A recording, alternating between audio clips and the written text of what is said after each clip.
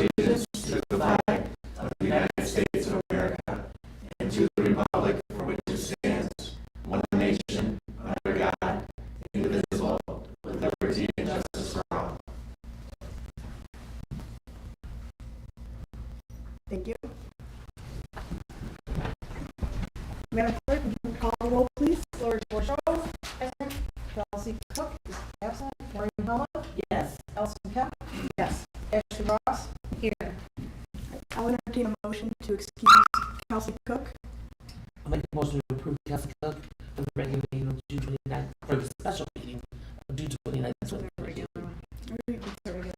Yeah. It's a regular meeting. Remove the date. All right, we'll go with the regular meeting.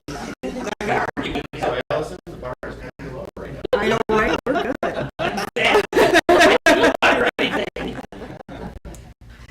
Okay. Support?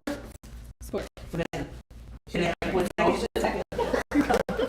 All in favor, please say aye. Aye. Nays? That was like the easiest motion of the night. It's going to be a long meeting. This is gonna be a very long meeting. Okay. Approval of the agenda. Would we like to make any changes to the agenda? I would like to recommend 2 changes to the agenda that I can see. Moving up current item 9H to be 9A. Does that work for everyone? Is everyone present who is looking to be present for that item? I just want to make sure we didn't do that. Okay. And then I'd also make a recommendation to move current item 9D, the museum discussion, up to 9B. And then I didn't know if there was anybody else in the audience, but just to expedite so people don't have to stay if they don't want to. I'll support that. All right. All in favor, please say aye. Aye. Nays? Thank you.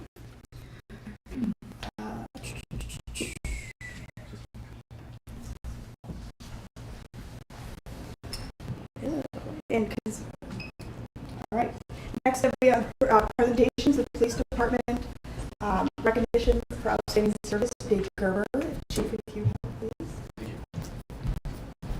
Good evening, council, citizens. I don't know if this is. Well, you know, this is way overdue for my friend Dave Gerber. Try not to get worked up. I'm such an emotional speecher or talker or whatever you want to call it. But I've known Dave for over 25 years. I mean, it's been a long time. Not only has he served the Oxford Police Department as a chaplain, I'm also proud to call him my loyal friend. And I swear, you look up in the dictionary, look up the word loyal, his picture is like right next to it. I ain't kidding either. Dave has been by my side for the good and the sad. I remember when I needed him to assist me with the death notification to parents that daughter had just died in a car accident. I also remember a night when a bar fight broke out and the crowd started to close in on me before my backup got there. I looked in the crowd and I saw Dave. For those of you that don't know, he's a black belt in some type of Jedi conflict, and I just knew that my odds got a lot better. So I was very thankful for that. He will tell you, and I know I'm going to steal your thunder on this if you decided to talk tonight, one of his best times with me when he would come in and do ride-alongs with me, pulled the car over for speeding. I walked up to the car and I could see on his bumper sticker it says, "Missing your cat, check under my car." Well, as an animal lover and a cat lover, which I have, I didn't appreciate that, so I just said to him, I said, "Hey, listen, I don't like your bumper sticker." He says, "Why? Are you missing your cat?" I'm like, seriously? You're not getting yourself out of this at all, I see. So when I needed Dave as a pastor for family, when my brother passed away, his response was, "What time do you need me there? I'm on my way." Dave also, in a good time, he married my wife and I, even though he warned her. Yeah, he did. This past year was a tough year for this community. Again, Dave was ready to do what was necessary to pull people through. When he was asked to speak at the downtown vigil, he responded. Not only was that one of the best speeches I've ever heard, it went right to the heart and it was powerful. When the crowd started to panic and start to run, Dave got them to settle down, and the speakers were ready to continue. Just recently, we had Dave, I called Dave and I said, Dave, we've got a downtown rally. He says, what time do you need me there? I can't say it enough, Dave, this is overdue. Thank you. For being by my side and being my friend. Ruth, thanks for sharing Dave all these years.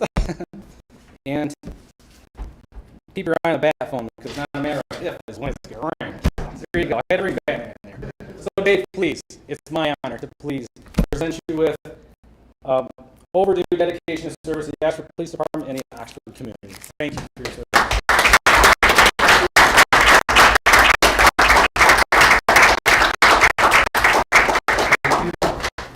I did say the guy probably should get a ticket after that comment, but he didn't think it was as funny as I did.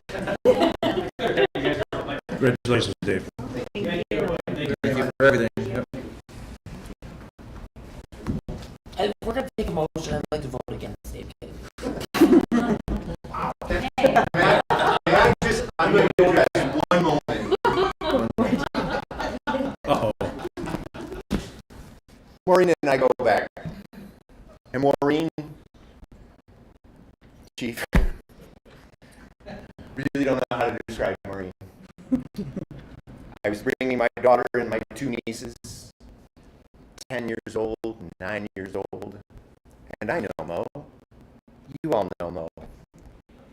And I saw Mo standing as I was going to bring them over to get a tour of the police department. And I saw Mo.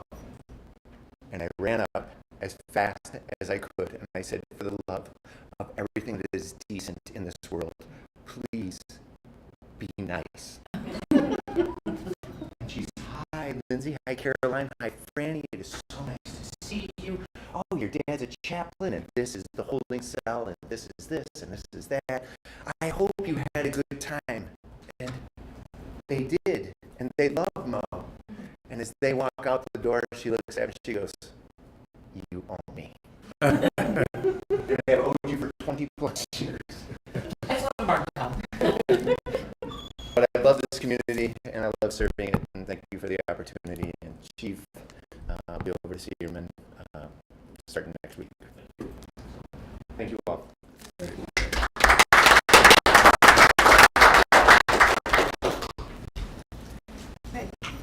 Next on the agenda, we have call to the public. The public may voluntarily state their name and address. And here's with the Open Meetings Act, this is time for council to hear, but not engage with the public in discussion on the comments made. Each person will be allowed an opportunity to speak for 3 minutes. The public shall refrain from making personal and public attacks against council members or others in attendance, and from making redundant comments. All public comments will be directed to, well, today they will be directed to the President Pro Tem. Thank you. Who would like to go first? It's kind of scary we have to have all that part in there. Yeah.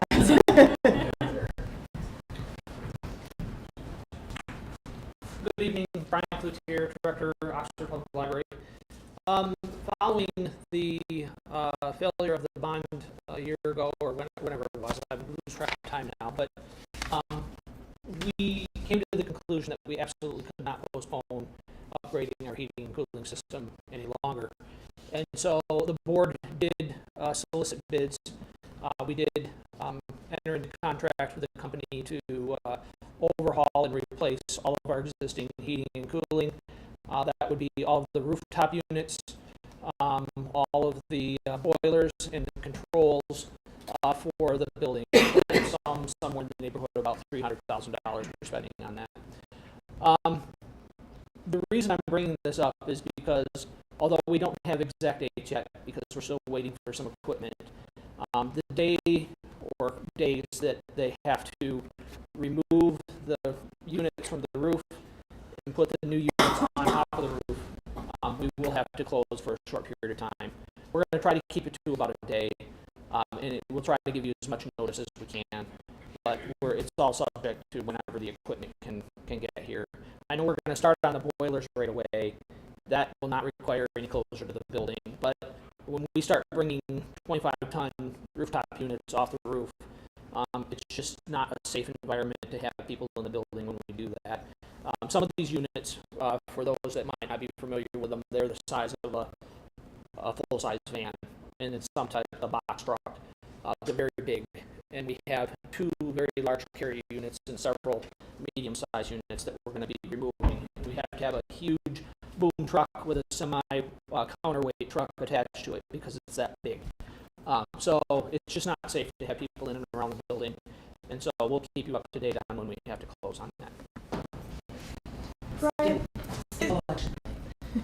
is there any issue with the park next door? Or do we need, does the Parks and Rec need to be notified so they can make announcements, or the school next door? Well, Parks and Rec, it really is not an issue at all. I didn't know what the playground being right there. Well, no, we just can't have people in the building, and everything that's going to be happening, at least not authorized people in the building, unauthorized people in the building, and everything that's going to be happening is going to be on the north side of the building, so along by the school. So obviously, when I get dates, I'll have to reach out to the school. It will be, obviously, we're going to try to get everything done before school goes back into session. But obviously, we have the Early Literacy Center right next door, too, and we'll have to be working with them on that as well. So that's the plan. All right? Thank you. Do you have anyone else who'd like to speak under public comment tonight?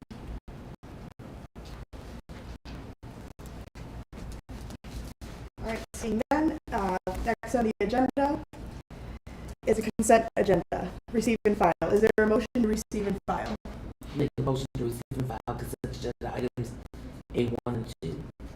Second. All right, motion by Helmut, seconded by Ross. Any discussion? Hearing none, all in favor? Aye. Nays? Thank you. Is there a motion for item B? I make a motion to approve consent agenda items 7B, including the bills, in the amount of $135,130.76. Second. Motion by Helmut, seconded by Ross. Any discussion? All right. All in favor? Aye. Oh, I'm sorry, Roll call. apologies. Would you call the roll, please? Bordeaux? Yes. Cullen? Yes. Ross? Yes. Kemp? Yes. And Cook is yes. Okay. All right, next on the agenda, we have item 8, unfinished old business. We have the residential inspection ordinance discussion and draft of ordinance. I know we don't want to go through with the first reading tonight, but I did want to touch base quickly. What we discussed with Roe isn't in here. McKenna? Or, excuse me, with McKenna, yes.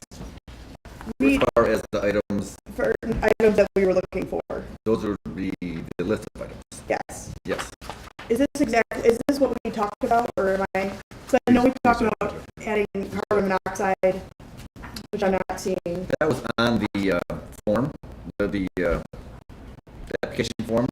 By signing that form under the registration, they're already addressing that it's already been there. Okay.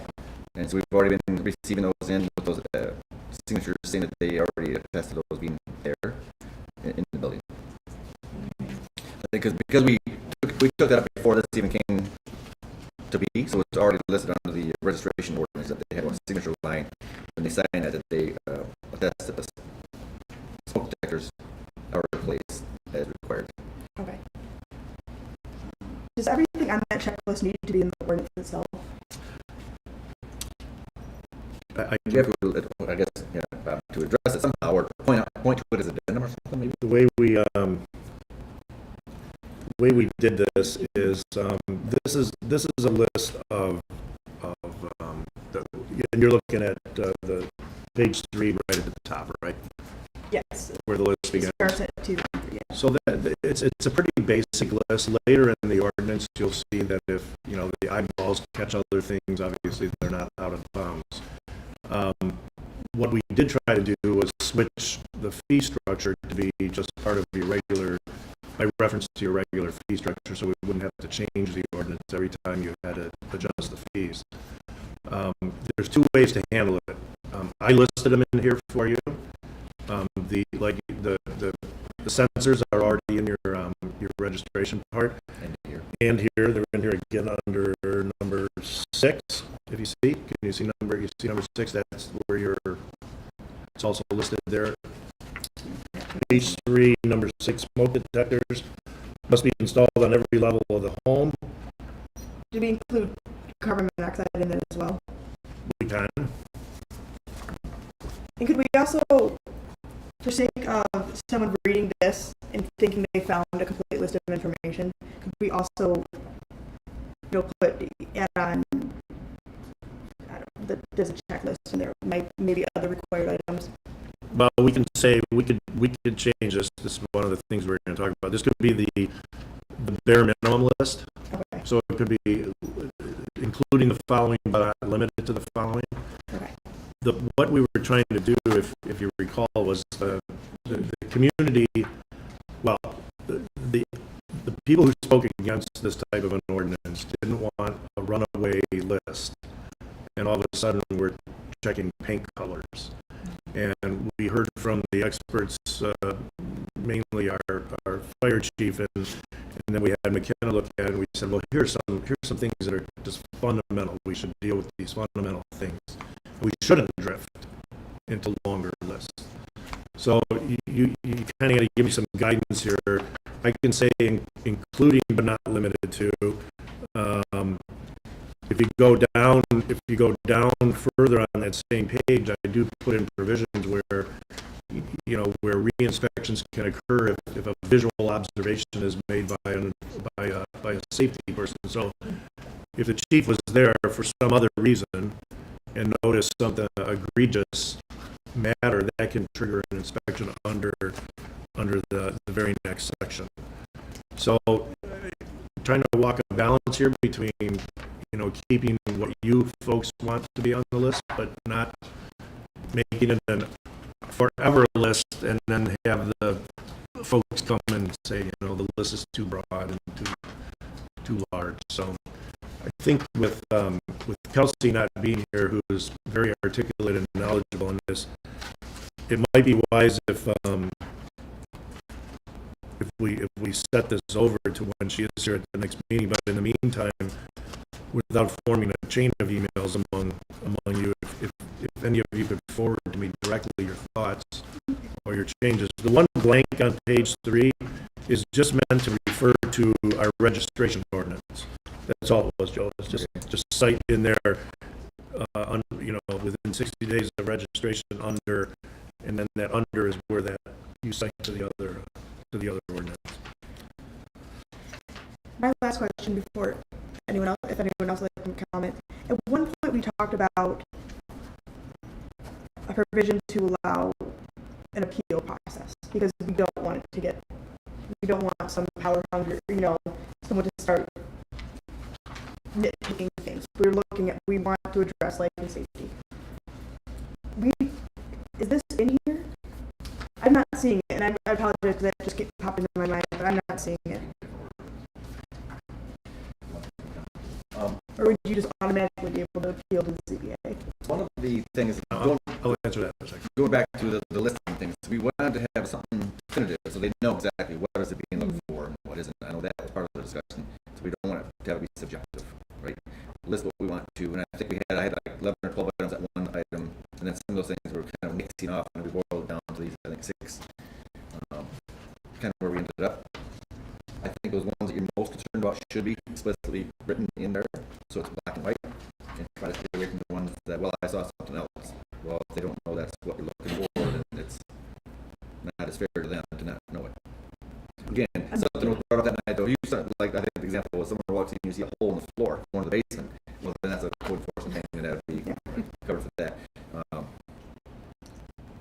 So your answer on the appeal process is I looked at your ZBA ordinance, and your ZBA has a right to hear variance requests. They have the right to do zoning interpretations, and they have the right to challenge any decision of a building official or other official of the village. So I don't know if you want a new layer of an appeal process if you already have one.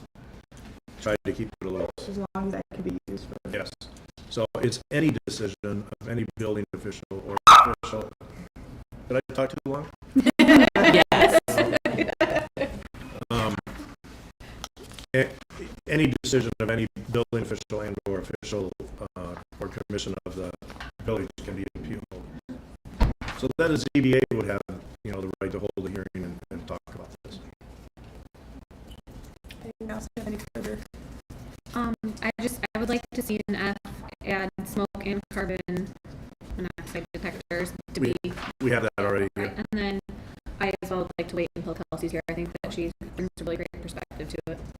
So F, just add in the CO2. Right.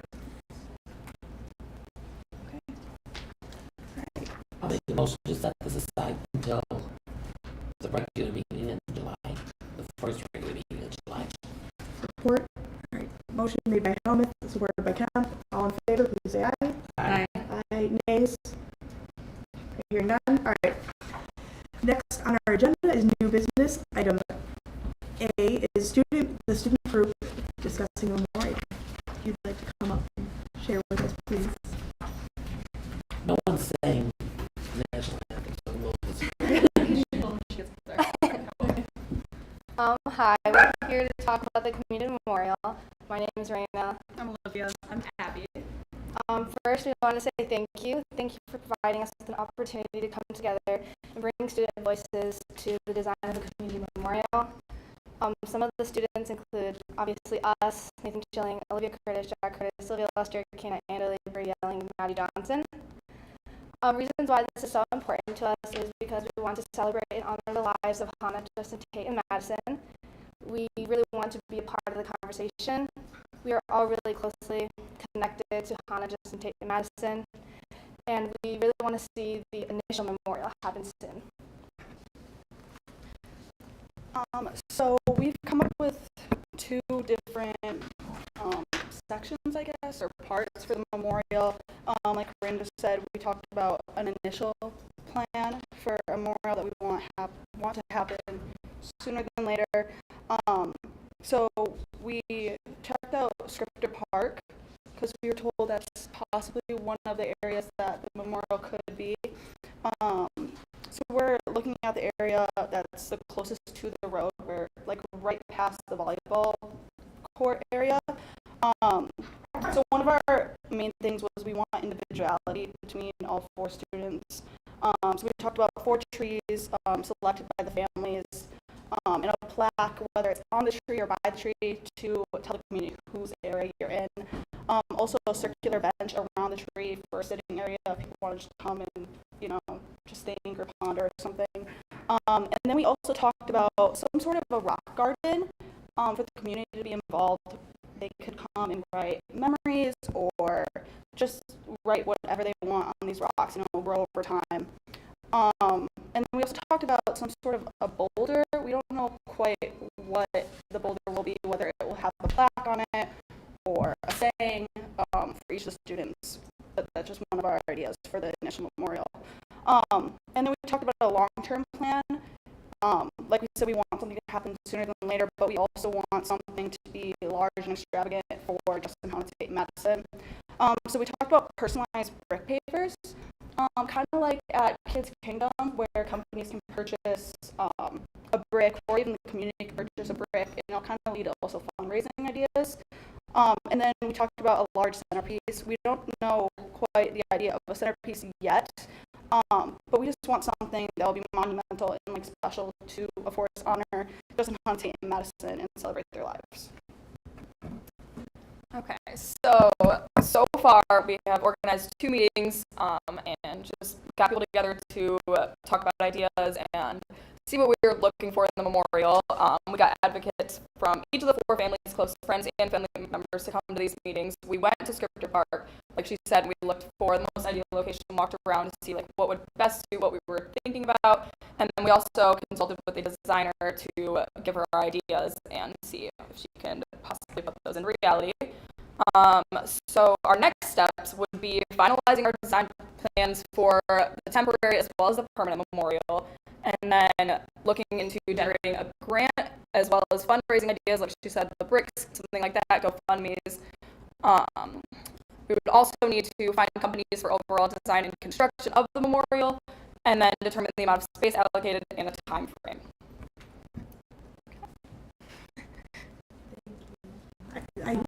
I so appreciate being here tonight. Thank you.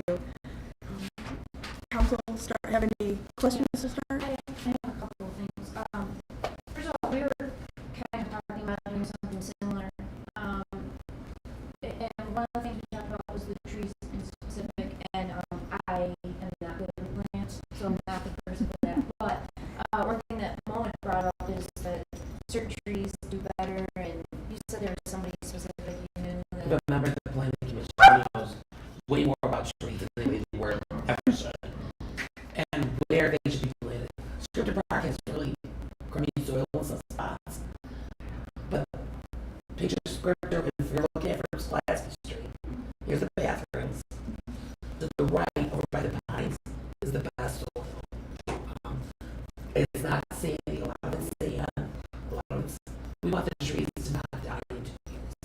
We want deep in the water, we let them grow, and yes. And then you'll get the families involved. If they have not, if they want a certain tree that's gonna grow there, fine. If it's a certain tree that's not gonna grow, we're gonna tell people. Yeah, so I was thinking maybe you get the contact of Absolutely. yeah, I think if she could give you some lists of some good, awesome. Because you don't want to come in and say we really want this tree, get your heart set on it, and then find out that it just isn't going to last long in that area. So I was thinking that might be a good starting point.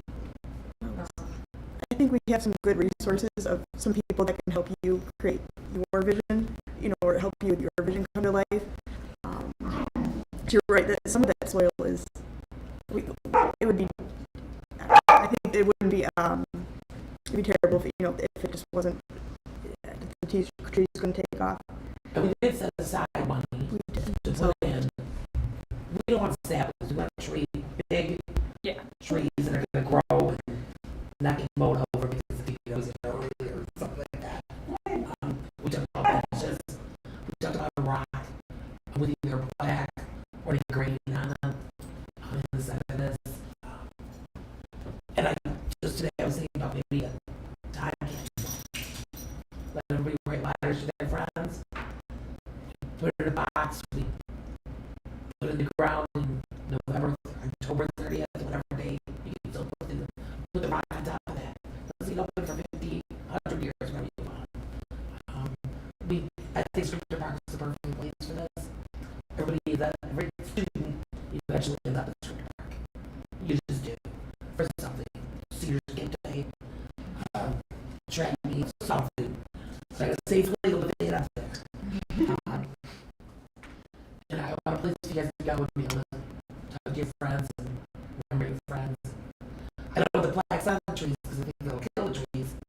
But I have no problems with plaques in front of the trees. If you want a separate one for each student, we can make that happen. Another thing you talked about 2 different phases.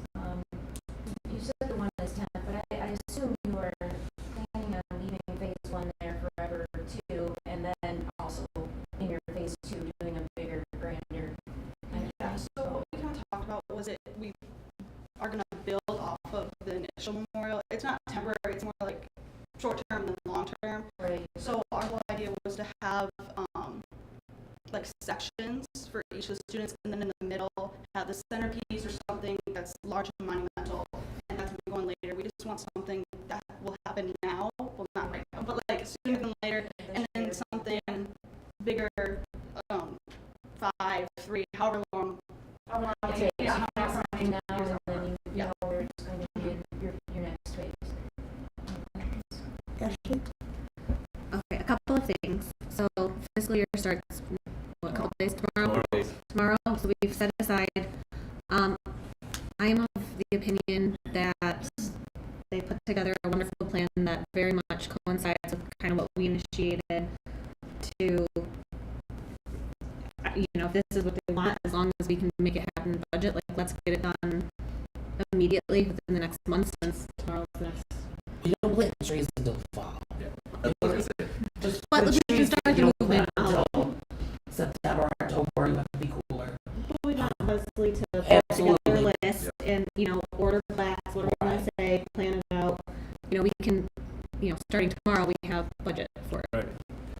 what was our, you mind, but how much? I think 2,000. I think we estimated around We 500. upped it. I thought we Oh, that's right. I think Yeah. we went to 4. But again, I think it was like 7 or 8. Seven. We're all saying, we already approved it. I don't know what's It in was there. something like 7 or 8. But to their point about wanting to see something relatively soon, if you got a rough idea of the area, not a final design, and you got a list of here's 5 or 6 trees that Leslie, whoever chief, stuff too. These could be good options for them to pick from. If those were picked out, availability could be an issue, but I could potentially see those 4 trees being planted this fall. He's got The other things need more extensive planning, I think, to go along with it. But I think the goal with this before winter would be get those 4 trees picked out and planted. I think that's attainable. So we can find out what our budget is and let them know and extend that to them to their phase 1. Yeah, I think the idea was that 4 trees you can only get them so big, but they could range from 300 to 500 or 600 apiece depending on the species, I guess, and availability of them. So that would take a certain chunk of it. And then there's other chunks left for maybe next spring or late spring next year to do some additional things. But if you want to see something done this year, I think maybe getting 4 trees in the ground might be the first goal.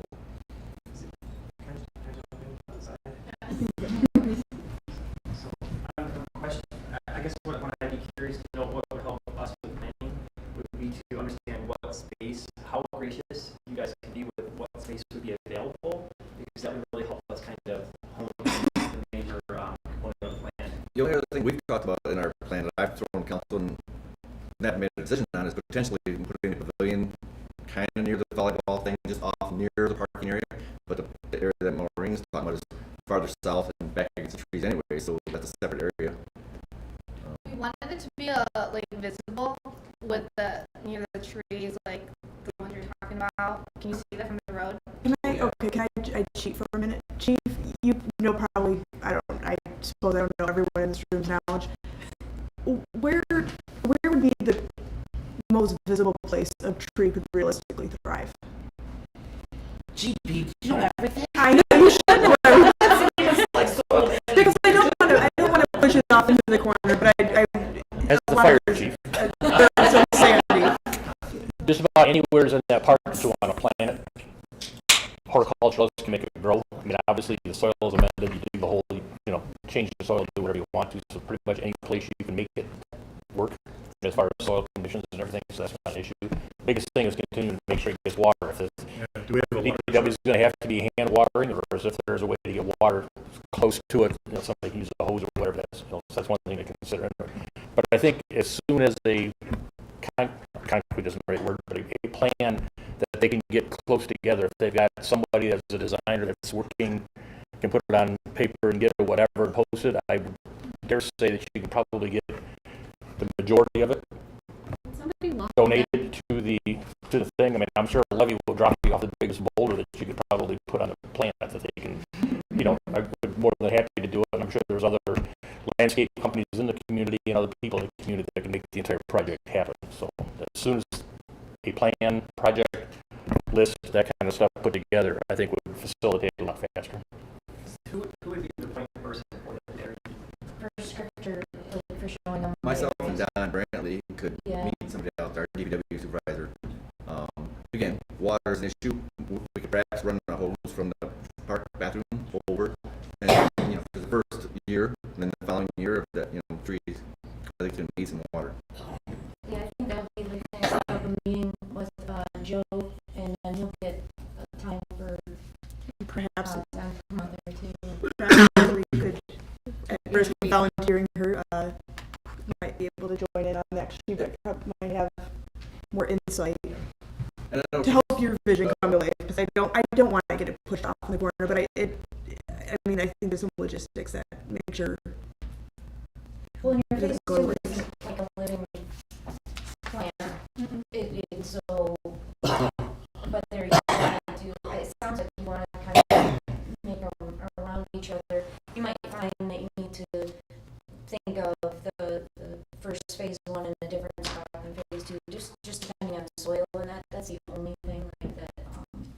What's best for trees, but if you bring up, somebody who's good with ground knowledge of trees, and I understand with the trees, we're not telling you what you can or can't have, just if you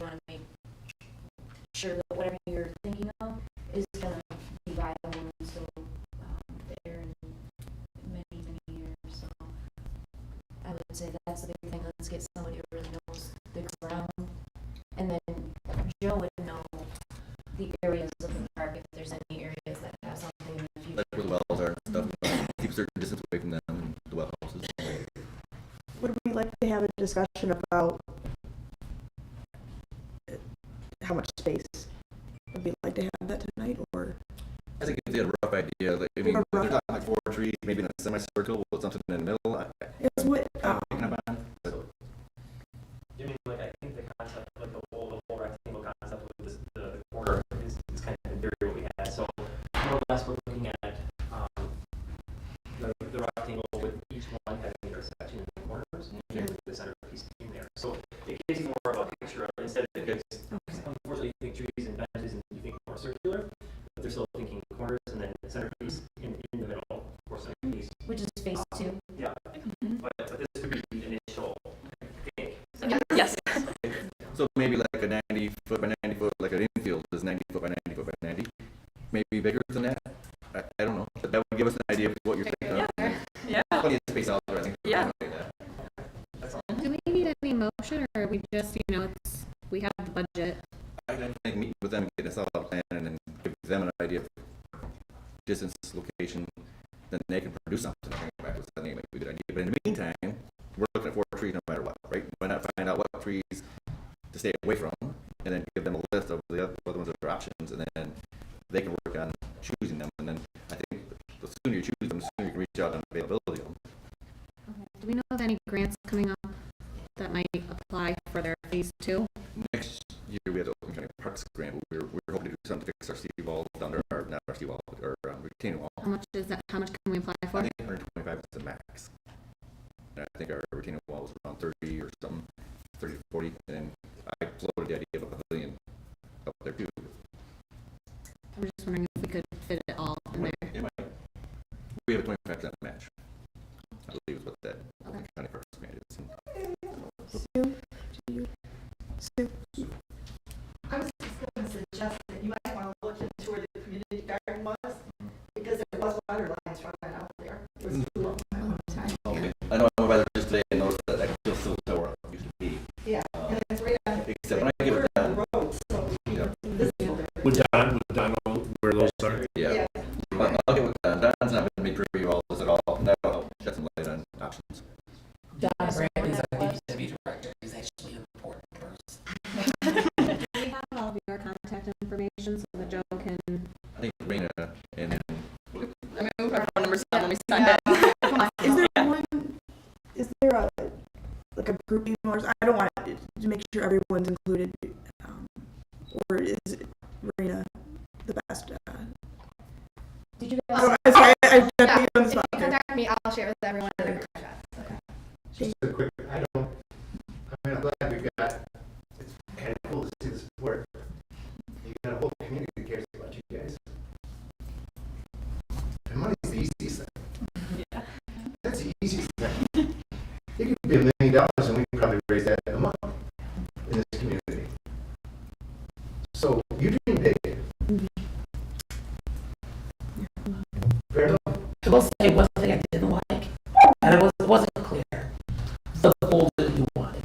You don't want like a senior boulder, yeah. That's like still on the table. Like that was just like There's been like ideas they're all kind of like one of the other girls part of our group was kind of describing it as like the boulders at the golf courses, like that have the holes on them, because we want something that has their names somewhere again, like with a plaque, and that's where the idea of like a boulder or a rock came from. I don't want anything where this year it's like go after we love you, and in 10 years it's smoked up, get high, it's got 30. Yeah.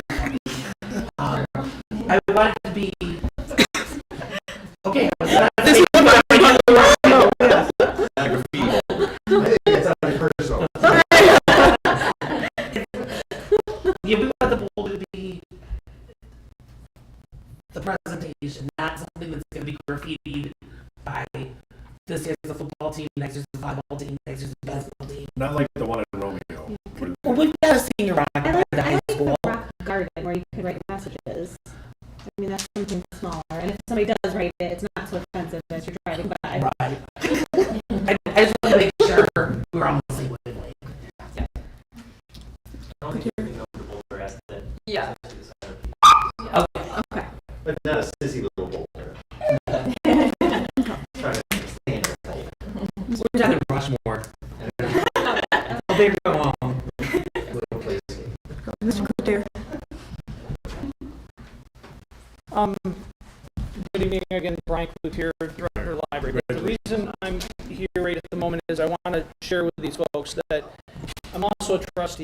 the Fort County Community Foundation located in Elmont.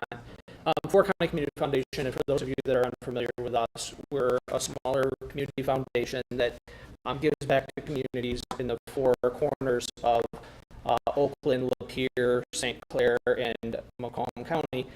And Oxford is in the direct service area, which is why I have a seat. One of the reasons why I have a seat as a trustee on the board.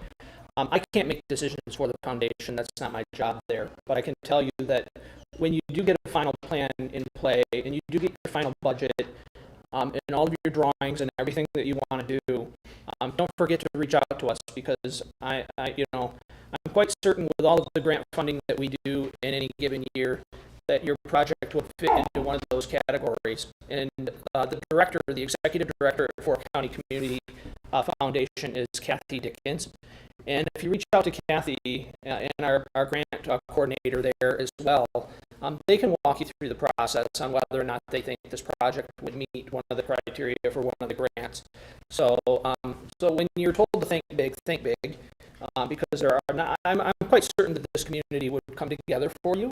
But there are other avenues too. So when you want to get to the end of that road and you want a little bit more to make it a little more special, don't forget the local community foundations as well. Okay. Thank you. I think that's a great idea, and they are very helpful. And if you ever need help raising the grant or going through anything, if something does pop up, just let me know. She means that she's an excellent grant writer. She's not.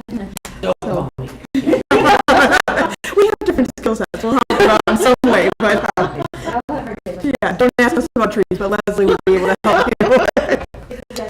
So do we need any motion, or are we just going to stay work together and, Joe, can I put you and Don on a committee to work with? Does the group have a name? Yeah, do you guys have a name for your group? Or just work with the ladies tonight? Can we email around? Yeah. I just have their email and so your name? Brian Cooper. Cooper. I was thinking Ballard, but I knew it wasn't right. Cooper. He's the one who reached out to me via email. Do you want a motion or? Don't need it, but Okay. Well, yeah. let's just put Joe and Don, Brantley, the DPW guy, Yeah. on a committee. Does he have a son that coaches basketball? Yes. Yes.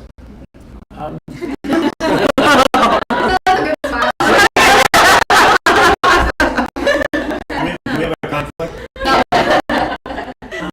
thank you for all coming. It's just to work with them and Get some details. get this going. So, like I said, the best time to plant trees is the fall. You really don't want to do it in June or July. And let's have a goal set to get it done by then. Something done, something started. Nothing worse than, hurry up and wait. Whose dogs? I love the dogs. I know he's wonderful. She's a canine trainer. He's That's such the a best good boy. comment, though. So Can we earmark or some? That's not the right word. So when we do apply for the grant next year, to obviously that is not up to us whether we get it, but try to get some funds in that. We can make it part of our plan. Okay. It has whatever we put in apply for has to be part of our capital improvement plan, which I've been working on. I'm going to be presenting in June, July, August, September-ish. So we have it in our plan. Okay. So then in January rolls around, it will be eligible to be applied for. Such as retaining wall or pavilion and bigger tables and things like that for the park. We could aspects of this could fit in there as well. We just make sure we put them in our plan. I just request that they keep us, not for permission, but keep us kind of updated when you have big steps so that, because we'll be trying to get the budget in there and including it. I understand we won't, phase 2 might not be entirely in our budget, but the things that we can put towards it, we're putting that out there, and then you guys know where else you have to go for additional. I mean, I know you'll get it, so like I said, dream big and just keep us updated through email along the way, and yeah, I'm excited to let the kids do what you guys want. And I do have one last comment for it. If you do find a grant in the meantime or something's coming up and we're working together, if the village is going to be your fiscal sponsor, which I'm assuming we are since it's on our property, we would just need to have a motion ahead of time that, we can apply for that grant. So if you find something, I want to make sure that you're aware of the lead time on it so that it's all on the up and up and we can get it done as effectively as possible. Nice and done, ladies. Look at Mr. Bird down. Thank you. Good job. And we're on the same page.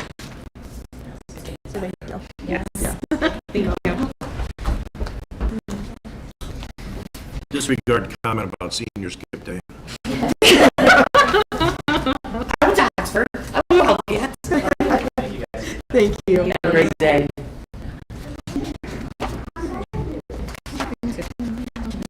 All right, next on our agenda, we have the Active Historical Society Museum in the Village of Oxford. Joe, did you So provide some background? there's been a while now, we've been looking, Sue's been looking, trying to find what we have in place that describes our role, their role, our responsibility, their responsibility. We have something, but it's, what, 40, 50, it's 51 years old. I saw an email that Sue shared with me about in 2011 that there may have been a version floating around, but not seeing that version. So I think it's just time that we get something updated on the books so everyone can point to it and say, yeah, this is it. And it just makes sense, I think, to have something in place where everybody knows. Again, we own and insure the building, you guys own and insure the contents. We know that, but I think having that spelled out in our files is good.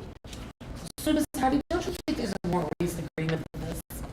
Not that I'm finding, not that anybody else works. I just wanted to do something. And so it says, there was a letter that Joe worked with, Sherry Griffin from 2011. And Right. that refers to the agreement of 2011 that's attached. Well, the one that's attached in there is from 2000, or from 1971. So there, that I know of, I've talked to, Marie English. She's been forever. She knows about them. Now, I have not had time to go through the minutes for the last X number of years. What are you doing with your time? I didn't mean you're looking at it. Just seems to me like there's an agreement. Hey, get down to I know the now that I'm retired, I should be able to see it. We've all the time in the world. There's nothing. But nothing that we have been able to put our hands on or that anybody even knows about. So I just think perhaps today we could track a general type thing and then share it with the Work Society, Library, or I'm sorry, Museum, Library, and then get it going back and forth so everyone's on the same page and get something in the books. I mean, even if there's one from 2011, maybe we need to spruce it up at this point anyways. Don't know. We don't have it, so we don't know. Ashley, you had some thoughts. So I have a lot of questions, but I think it all stems from the only agreement I can see is from 1971, and of course, like, that's problematic. So I sent a list of questions over, which I'm sure you saw, but I think all of them can be addressed with an updated agreement and just best practices so that, if something needs to be fixed or, like with windows, I know the basement, I think, had some issues. Is that our responsibility or your responsibility? We want to make sure that we're doing our due diligence on both ends. Sue is more than capable of answering all these questions too, but I am the president of the Historical Society, and Sue and I have been talking a lot about that, and yeah, a lot of what we're reading in the original contract is that we are responsible for maintenance on the building, and so those are a lot of the things that we've been doing in the last few, well, over the years, but particularly in the last couple of years, we've invested quite a bit of money in updating the building and making it more conducive to the future of the Historical Society and being proper stewards of the history of this community. So, but were there any specific questions that?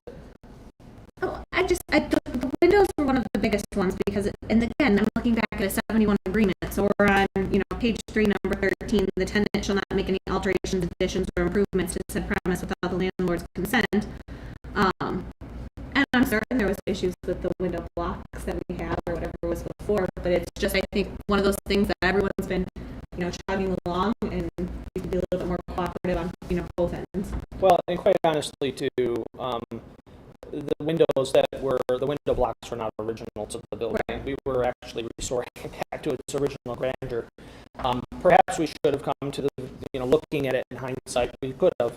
But we would not do anything, as you know, to jeopardize the historic integrity of that building. In fact, we're only trying to enhance it and bring it back to its original grandeur. So, on behalf of the board, I'll apologize that we didn't come to you, but we really didn't.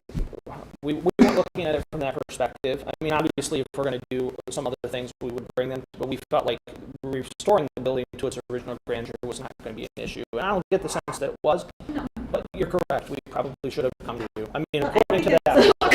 According to this stuff. I think that's more of where a lot of the things that I was reading is, like, do we have an agreement? You know, it's not that anyone's trying to, I think, nickel and dime or change necessary terms, but even. And to be honest with you, the window blocks were becoming a safety hazard for everyone. I mean, they were crumbling, literally crumbling, and it was a matter of time, and they were going to start falling out into the sidewalk. And just to follow up on that, they didn't need a permit. They weren't changing the window opening just like anybody else. So it wasn't like they did something that needed a permit that we didn't get. So it was replacement of the glass. To exactly what you're talking. I mean, looking at the original contract, correct. We even had a dialogue about that. You know, perhaps we should have, when we looked at it again, we should have probably come to you, but we didn't. So I'll apologize. It's one of those where I'll apologize later. Shame. Forgive it as long as it was a good update. I think it looks nice. Yes. Likewise, we know we would never paint the outside of the building. We would never do anything like that. We screaming down the road. No, I think that's what we do. That's what we're in the business of doing. Some of this could be cleaned up because I've lost where it is, but there's even somewhere where we have to approve any and all signage posted in the windows, and I'm sure anything you put up would be very tactful and appropriate for the building. I don't think we need to approve your flyer that you put up for an event you're hosting. It needs work. Yes. We agree. Yeah. We're in agreement. And we're not trying to micromanage. The question I had was, landlord releases tenant to the extent of the insurance coverage from any and all liability. Number 12. Number 28, actually. But there's two different parts to it, I think. And now granted, the insurance coverage from 71 is no longer would touch any. Well, I'm assuming we have an insurance policy that covers all the contents and the liability and all that. We are fully insured. Okay, because yes, it would be nice if this money went very far at this point, but I don't think it would. The amounts and there were 1971 amounts. Obviously, what you have now is today's amount. Yeah. Okay. But we don't know what that is, and we don't have a copy of it, and perhaps we should, I suppose, in the file, just to say, yeah, we know there's some liability coverage on there that's partly protecting us. I'm sure we can accommodate that. Simple stuff. Yeah. And then I have two more practical, boots on the ground things. So, one, does anyone in the village have access to the buildings? Like when we needed the speakers the other day, I know, Sue, you're very accommodating and you came right down, but just so that, You're in Florida. Right. I don't believe we have keys to it. I don't. I would have to confirm that with Don, but I don't think we do. For any reason to. I don't know either. I don't know the answer to that. I know Kelly, you need access periodically. Right. And I mean, that's fine while Sue is agreeable and here. The first time the other day when we needed them turned off unexpectedly. I will say this, because of the contents that are in that building, as the president of the society, I would not feel comfortable with just a key being freely available to anyone. So we would, if you would like a key, we could, I'm sure, accommodate that, but there must be some standards attached to that key. Agreed. How do you feel about the Knox box? Like the chief would have on the side of the building? Yeah. Sue and I had that discussion, did we not? Because most of our commercial buildings do have that, and the library has it. I mean, that's something that Sue and I had that dialogue. We could work with the fire department, I'm sure, to make that happen. Because you probably should have a key for that purpose. And maybe because they're around all the time, somebody is, right? Maybe that would suffice for us. For I don't know. We want to bother them because she needs to go in and turn down the music and do Florida. So maybe there's in there that, a Again, separate one. Maybe I there's a separate personally would have a problem if just anyone had access to that key. Could it be, because of the purpose, could it be limited to the DDA executive director, fire chief, or Joe Madore? I would say like the village manager would probably be an appropriate person for that. But as soon as we start handing in a fire chief, obviously we would have a box, maybe a key, a lockbox. But again, I mean, when we start getting a lot of hands on these keys, I have issue with it. I'm not saying separate keys. I'm saying access to the box that, if we needed to go in. We'll have to discuss that and work that out, yeah. Because I do see, and trust me, I completely understand. I'm a museum person. I get it. Why we don't want people in there. I just know we had people were crying, and all of a sudden it's like, la, la, la, la, speaker. But again, think about this too, and I'm not trying to get away from giving you a key, but I am saying that Sue is pretty readily available. I'm the director of the library. I have a key to the building. I'm in the library every day, pretty much. So I think to suffice the chief's concern, absolutely, we should address that. To get you a key to the building, I think we can address that too. But again, we need to set a very strict standard about who has access to that key. And I think we can do even guidelines for where you're allowed to go and touch and all of that. And of course, no one would ever go in just like any other tenant without you being notified. Right. I mean, it's not any different, really, when you look at it from that perspective. A landlord just doesn't freely enter a building without the tenant knowing. Do we have some sort of... those boxes, and then somebody uses the key, change the code, so that the next time... Well, the key box that the chief is probably thinking about is a little different than that. It's specifically for that purpose. It's not like a box that has a code like a realtor would use. It's an actual box that's secured to the building for their purpose. If you look right on the back side of our slider door entrance, there's one on the wall. There's got a little red reflector on it, usually red or white, both. Small. They have boom, it's keyed inside our building. It'd be great to tell 911 to get the radio changed. Right, and I would suspect that the chief and his staff, they have other things to deal with than letting you guys into the building. You should have a box either way. And we'll figure out the rest. I think the chief should have a box, absolutely. Yeah. I would agree with that. We can figure out some way just to have a key, and we'll figure out the terms, but I see that there should be restrictions, and And that can be laid out in the terms of the new contract. And you two are great. It's more just for the long term, like what happens, or if you're on vacation or somebody can't be there, so we don't end up where, in 2011 we talked about this, but who knows what actually happened. I think as long as it's spelled out in whatever we agree upon and it's followed, I think we can be accommodating. Thank you. And then I have one other, can I ask Kelly a question? Are we still looking to do lighting on the buildings? It's going to be rediscussed. It's going to come up here. Yeah, with the DBA. Okay. So I know, I wasn't a part of the conversation, but lighting on the exterior of the buildings, and I think this should be clear in our agreement too. The downtown districts are looking to have outdoor lighting, whether it be holiday lighting or just all sorts of lighting, that, if it's the exterior of the building, who has, a say on that versus interior, etc.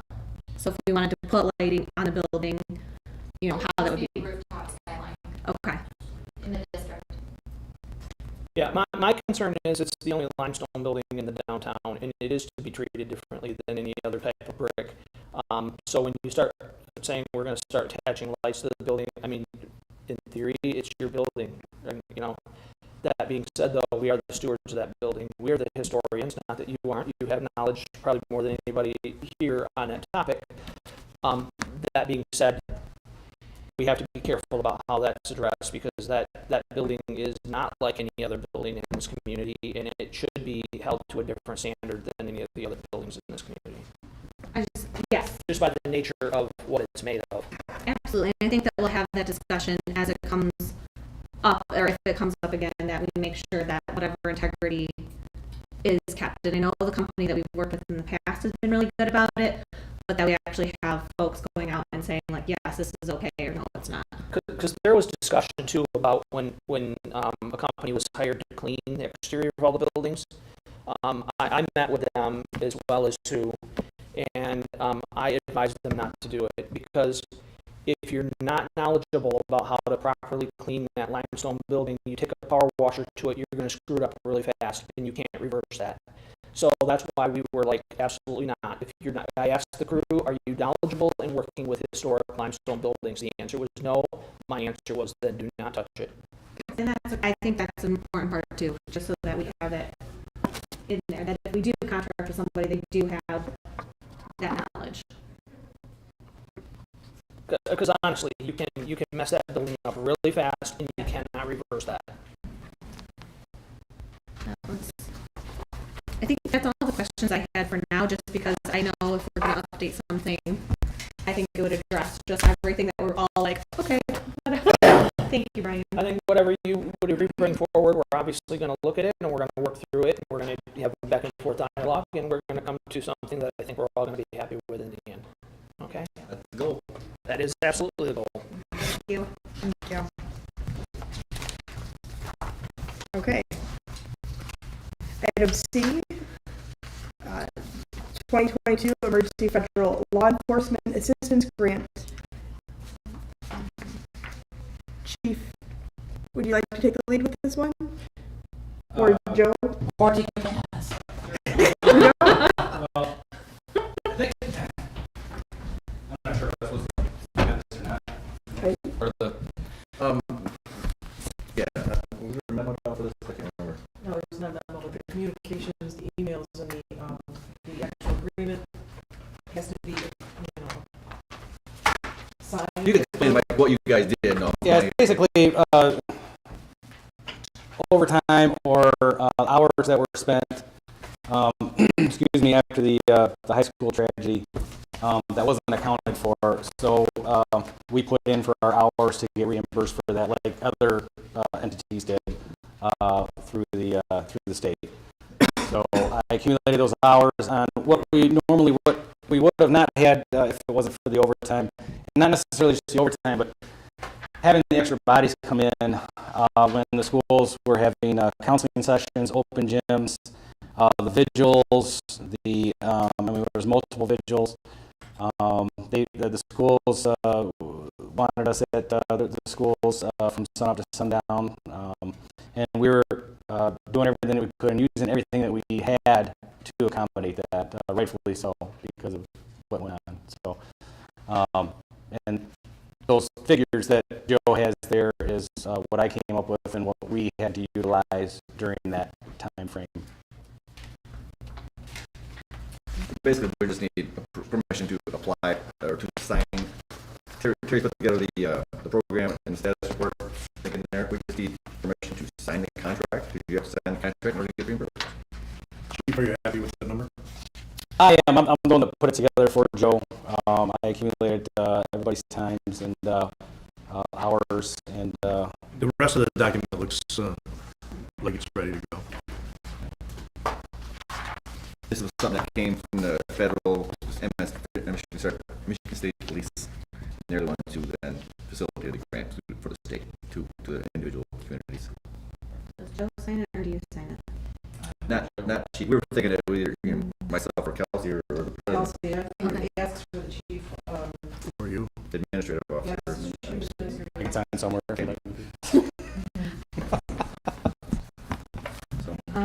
I will make a motion for us to move forward with signing the 2022 Emergency Federal Law Enforcement Assistant Grant as presented in the amount of $5,259.20. Support. Okay. Motion made by Ross, seconded by Hummuth. Is this a roll call? Because my Yes. Yes. If you call the roll, please. Yep. Yes. Ross? Yes. Wilkins absent. Talbot? Yes. Or Joe? Yes. Motion passes. Thank you, Council. Thank you. Okay. Special events application and the park reservations requirement discussion. So this was asked to be put on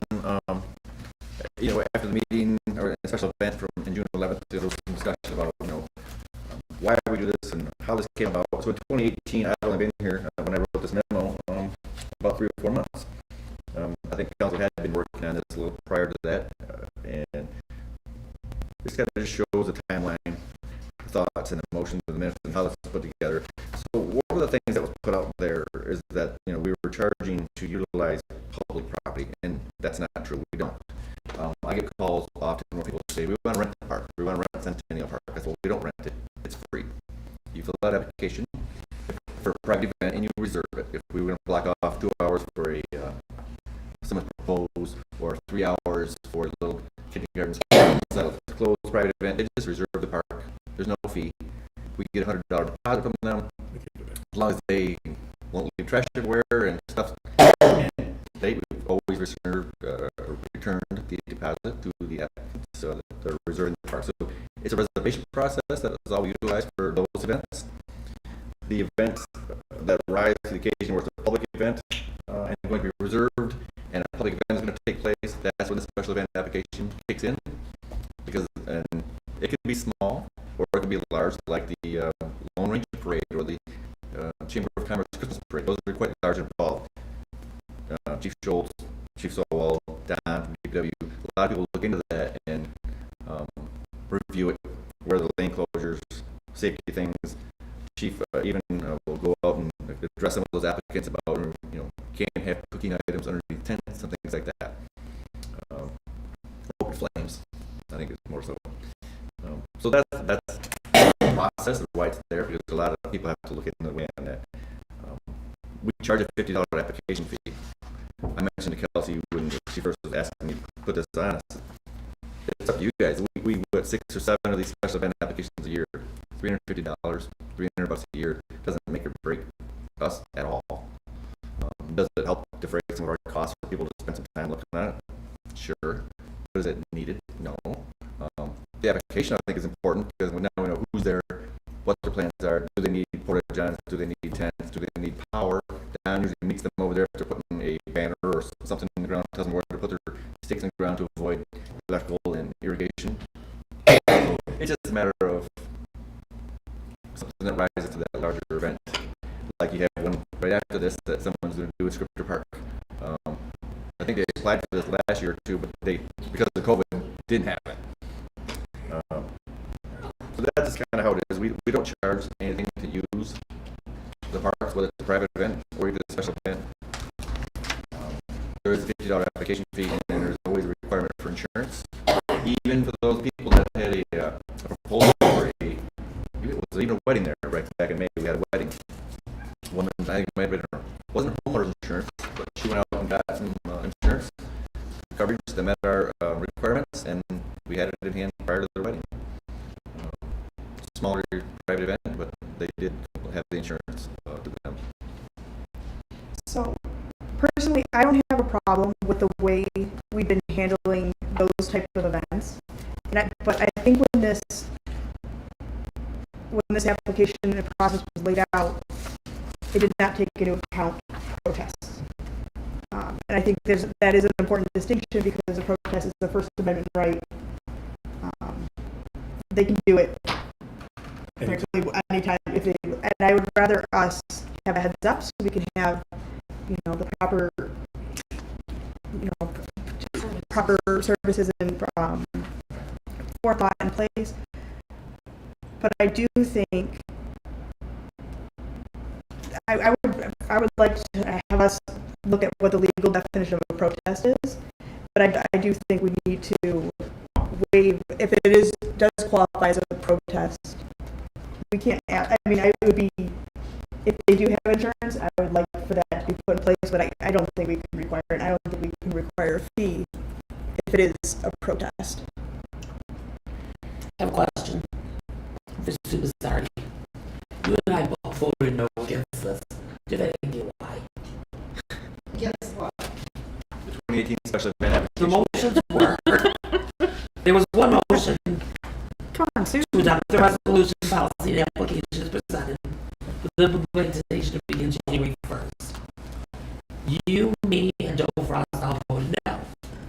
The next motion was to adopt the policy procedure and application for implementation immediately and set a possibly covering contemplation until January 1st. You and I voted no. Everybody else voted yes.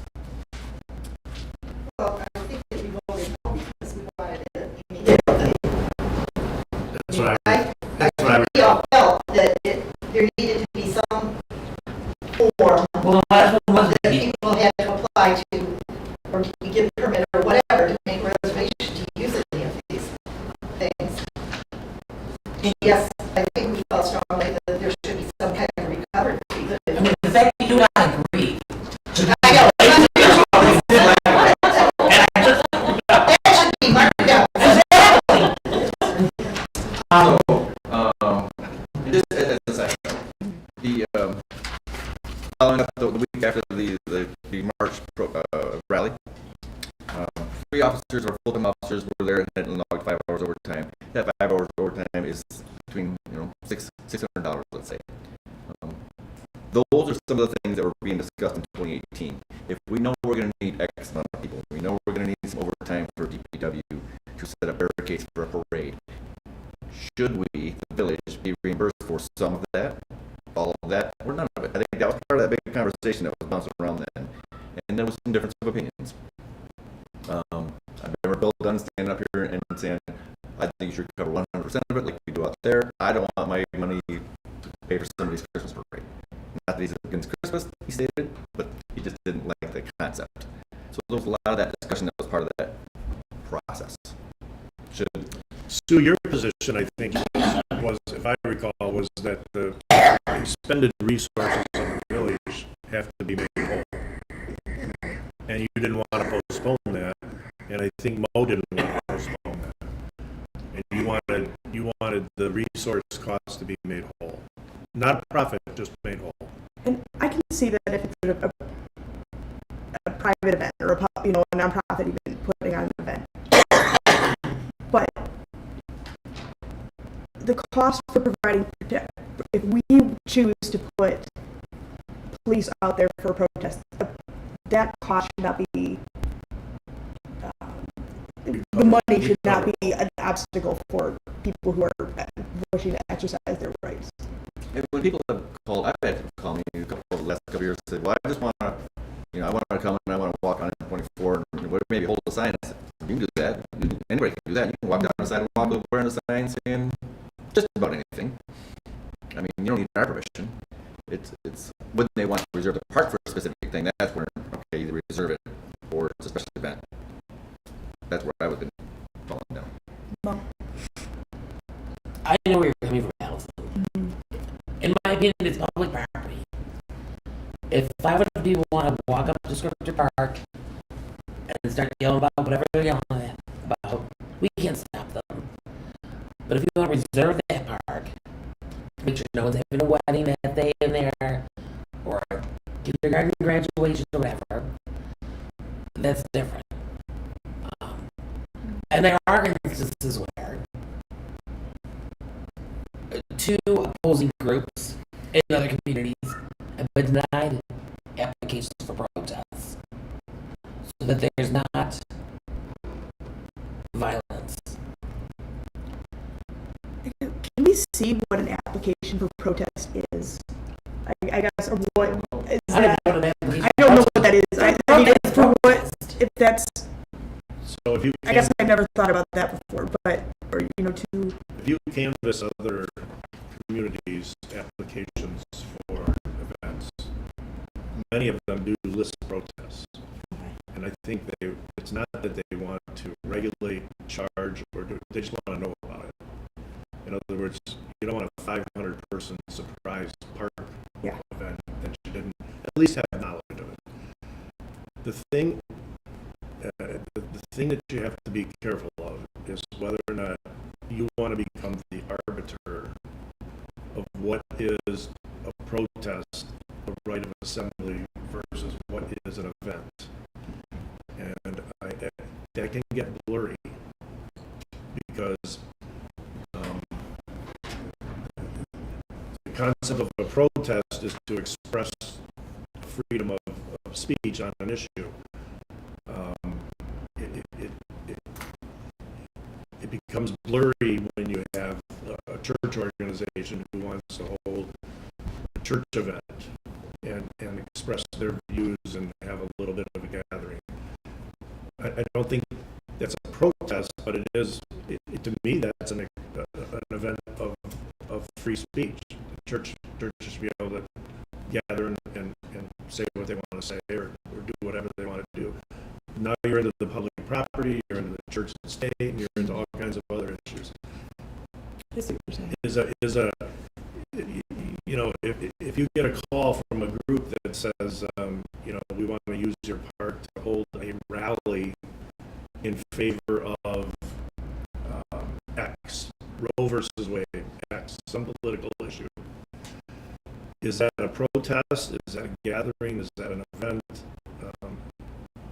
Are you going to be the decision makers as to whether that is a protest, not requiring insurance, or is that an event that should follow your process? I know at the last meeting I was asked for my opinion, and I said I would follow your process. What you could have done at that point is said, this doesn't fit in our process, so we don't need the process. Right? That would have been a choice last time, because I think you were headed towards the idea that what they were asking to do was a right, not a permission. You were saying, we don't even think you need to be here. We don't need to approve this, but we're going to waive insurance and move along. I'm not saying it's going to be a blurry line every time, but sometimes it's going to be blurry. And, weddings, I think people reserve they just reserve it and they have a wedding. I don't know if a wedding's a protest. That's how it's going, probably. Might be in the year. Whoever shall not needs to Right. stand up and say, can it be a religious ceremony? I think at some level, weddings are religious ceremonies, right? Okay. I've been at some that go way too long. So you see where these lines begin to get fuzzy. What events do we have that we don't say you have to have insurance for? When do we have events without insurance? We have not. So Until that's where the concern is. Until the last one, you waived, and then I spoke and I said, make sure your motion waives the insurance, and I think you did that. That was the hurdle the applicant was struggling with. They weren't completely formed in their organization, and so it was pretty much impossible for them to obtain the insurance. But they had a sponsor who was formed and does have insurance, because I verified that. So, for example, if you had an impromptu group who wanted to come and speak about gun rights, and they were sponsored by the NRA, I think you know that there's insurance there, right? But is it your job to see through that? I don't know, it's a heavy burden.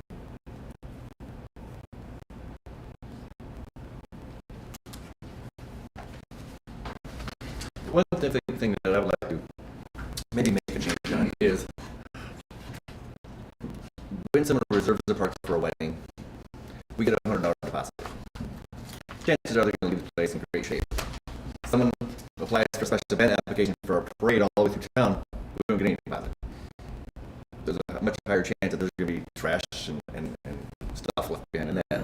So either we've never not returned someone's $100 deposit for their private event at the park, because they always done a good job of picking up after themselves.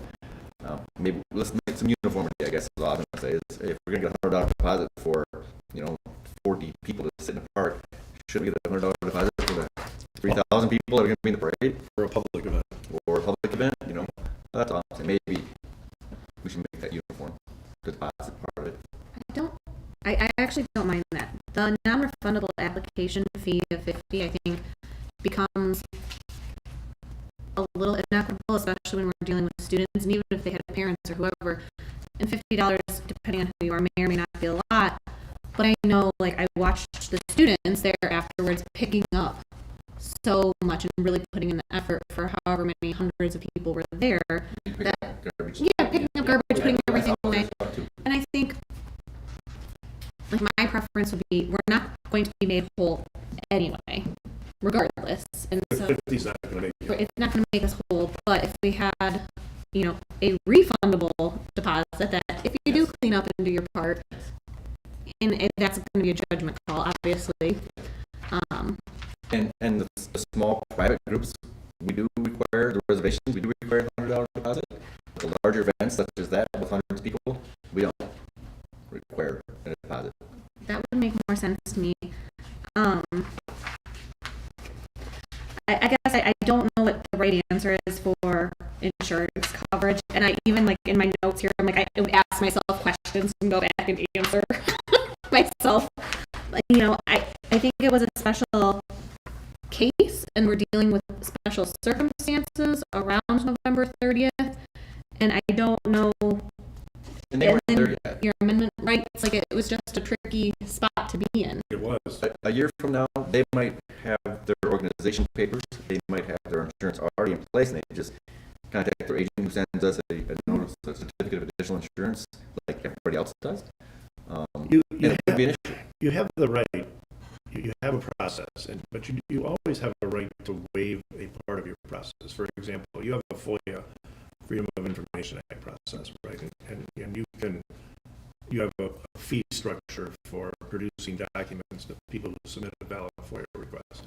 But those people can always ask that the fees be waived, and then it comes to you. You're the only one who can waive the fee on a FOIA. So it's not like you can't waive an aspect of the process, but I think you should have a process. This is the first time that someone has had the insurance be a hurdle to them. So again, it was new for me as well. Everyone else. But it's a broader question. The broader question that I was struggling with, learning about that issue at 5:30 and speaking about it at 7:30. The broader issue is, does the event that was placed before you require your process? Or, as Chair was just saying, was it really just a right of assembly that didn't need our process? Right? So what stops the Lone Ranger protest from deciding they're going to hold a protest parade? Yeah, they want to protest the Lone Ranger. Did we have a Lone Ranger protest with this? Well, no, I'm just saying, like the hypothetical. And then They're what trying to happens, circumvent. right? And what happens when you have a impromptu protest that interferes with the reservation you've already made for another user? Well, that was something I know we were facing. Right, you were in a jam there because that park for that day, for that hour, had already been pledged to another entity. I think that that's something that, if you're comfortable with it, Joe, I kind of think something like that should be in the hands of the manager to say, you know, this is, somebody is coming to us with clearly what is their constitutional right to assembly, and they're asking for this, and thank you for the notice. If you can get me insurance, that would be great. This is the day you're doing it. I see the parks are open. You need to get in touch with the police and because it's not technically an event. It's not in our process. That is something, you know, rather than having a council meeting for that. I mean, I hear what you're saying, but I think if there was someone other than Joe in his seat, like I know there was a community that discouraged a protest and said they'd come after them personally for the cost. See, So I don't want. you're raising it, it becomes subjective to the person in Joe's chair. Without guidelines, you're you know, and believe me, there are entities out there who will set you up, and you know, just to make a point. So you would be having Joe become the decision maker on that. That's a. So what about a concept where legitimate or pre-planned assembly issues are notice only? We just want to know about it. Think about that concept. Question. And the chief would want to know about it. And this chief would want to know about it. Because those are sometimes, not I'm not saying every time, but sometimes protests that are intended to be peaceful and just to make a point. Sometimes stuff happens. When my sister Kathy was her, slept on the steps of the Lincoln Memorial in 1969. I don't think she filled out an application. My question is, the process that we have right now, 99.9 times doesn't work. I think we don't change the application. We just keep in mind that not everything is a wedding, not everything is a kindergarten graduation. So that's just somebody really pissed off to want to protest. It's because sleep on the steps, I think is a pope. And it's public property. There's nothing they can do about it. We ask for the information so we can inform our police department, our fire department, our DPW. But if somebody wants to protest, let them protest. There's nothing you can do about it. Let them protest. Just get notice. We stand behind our application. We ask for notice, and that's all we can do. And there's really nothing we can do about it. It's America. Flags still flying. I cannot disagree with that. In the words of Bob Bunting, the flag's still flying. It's America. You know, I don't disagree with that, Mo, because I think your public safety people would love to have notice of potential controversial events. Every protest has an opposite side and can draw an opposite side, normally.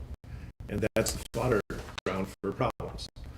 So I don't think they have to apply to do that. Personally, I don't think that you have to apply to protest. But we could have a system of notice. I have a scenario that happened like that a couple of years back where I think it was like an ROTC group. They were doing some kind of a run from City of Lapeer all the way down to Lake Orion. They contacted me and said, look, here's what we want to do.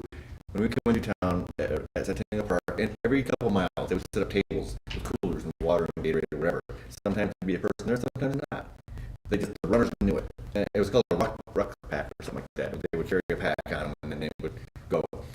And I said, well, if all you're doing is come through town and you're going to have a table of water sitting there, you're on the side of the road, on the gravel road or something out here, when they come into town, they're on the sidewalks. It really doesn't arise to our event application. There's nothing for us. It's a sidewalk. Feel free. And they did. And that's funny. I even going home that day. It was even on a Saturday. I was down there. All the way up to 24, all the way up here. They were every now and then, a couple miles, I see a little station of water or whatever. It didn't matter. It was one of those things like you're in the right of way, whatever. That didn't matter. Protests are normally timely, so it's a hot event. It's usually, you're not going to protest something that's happened 15 years ago or might happen 15 years from now. It's usually a hot button. So I think you want to have notice, like Mo said. You want to know what's going to happen. Absolutely. I just don't know if going through the whole council meeting to approve it outside of the application process every time. Because it may happen more often in our next year or two than say it has in the past for us. Right. And just because of who the sponsor is or what somebody thinks the message is, we go through this meeting and then we're bringing attention to it and opening up that two groups kind of concern. That's my only trying to be. I want to encourage notice because I think it's best for us every time if we can know. Don't think you can require it, but I think you should offer a process for it. Yeah. I need there to be something. At the same time, I don't want to be like, hey, let's Oxford's the place where everyone. Well, yeah, you don't want to become the because I can tell you right now, communities around you require protests to go through a process, and then you become the one community where you can do whatever the hell you want in Oxford. You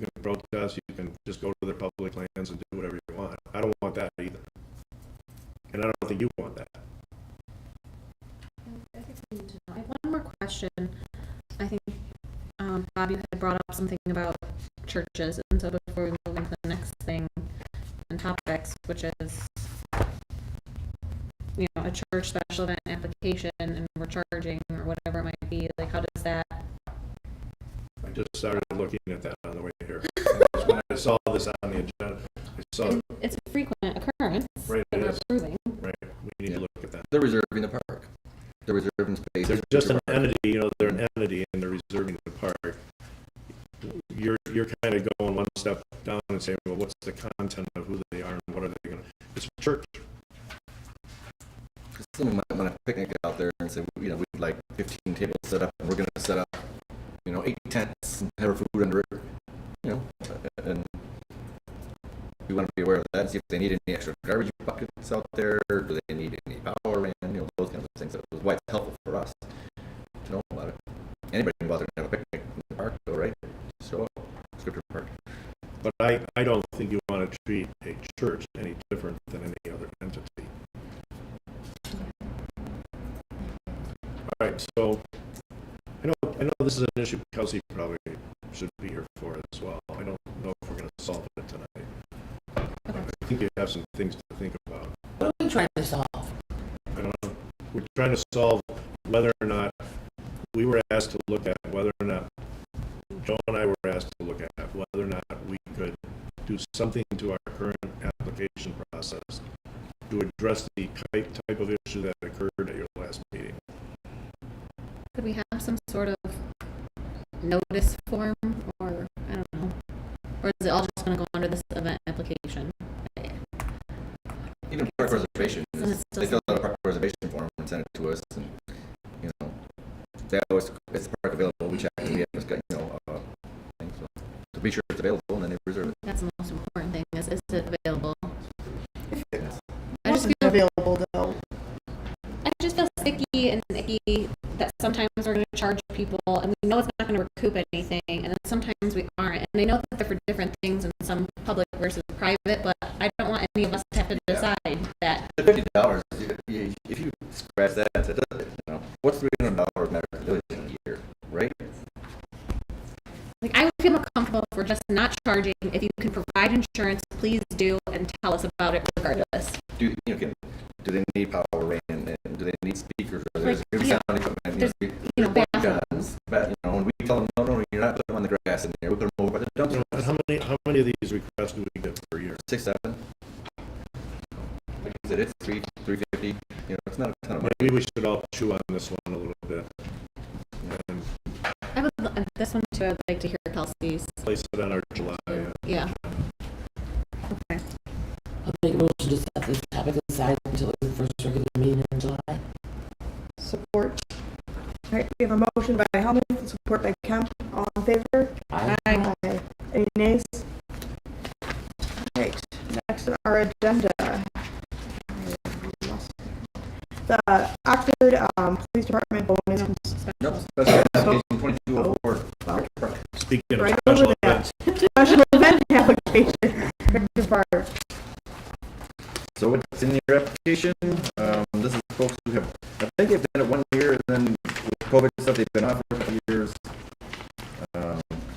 They have the fee paid, they have insurance in order, and I would recommend approving the event. What time do we normally open the bathrooms at Scripture Park? 11:30, I think. But they have people at the beach that go there, and or Don usually just, I can remember open at 10, he doesn't care. They just go swimming. Yeah. I'm going to like. I'll make a motion to approve the application for special event 2022-04. Motion by Helmuth, support by Lord. Oh my Lord, Joe. I'm sorry, Lord. That's the name. All in favor? Aye. Aye. Nays? Hearing none. Motion passes. Did you vote no? What you did? No, she's asking for nays. Okay. No. I am in support of. you did say name. But it was a question, like, name. It was a It was question. a question. I am in support report. I just wanted to clarify. I'm sorry. Thanks, Bob. All right. Okay, Oxford Police Department bonus consideration. so if you saw your email today, I don't know what it was, noon-ish, I sent over a little memo. I don't have it in front of me because I sent it to you guys, but Chief and I talked about this a week or so ago, and what I put in the memo, Mike, I think I copied you, don't know if you did see it. Mike was very appreciative even of the thought, and this is one of the cases actually where the thought is what matters.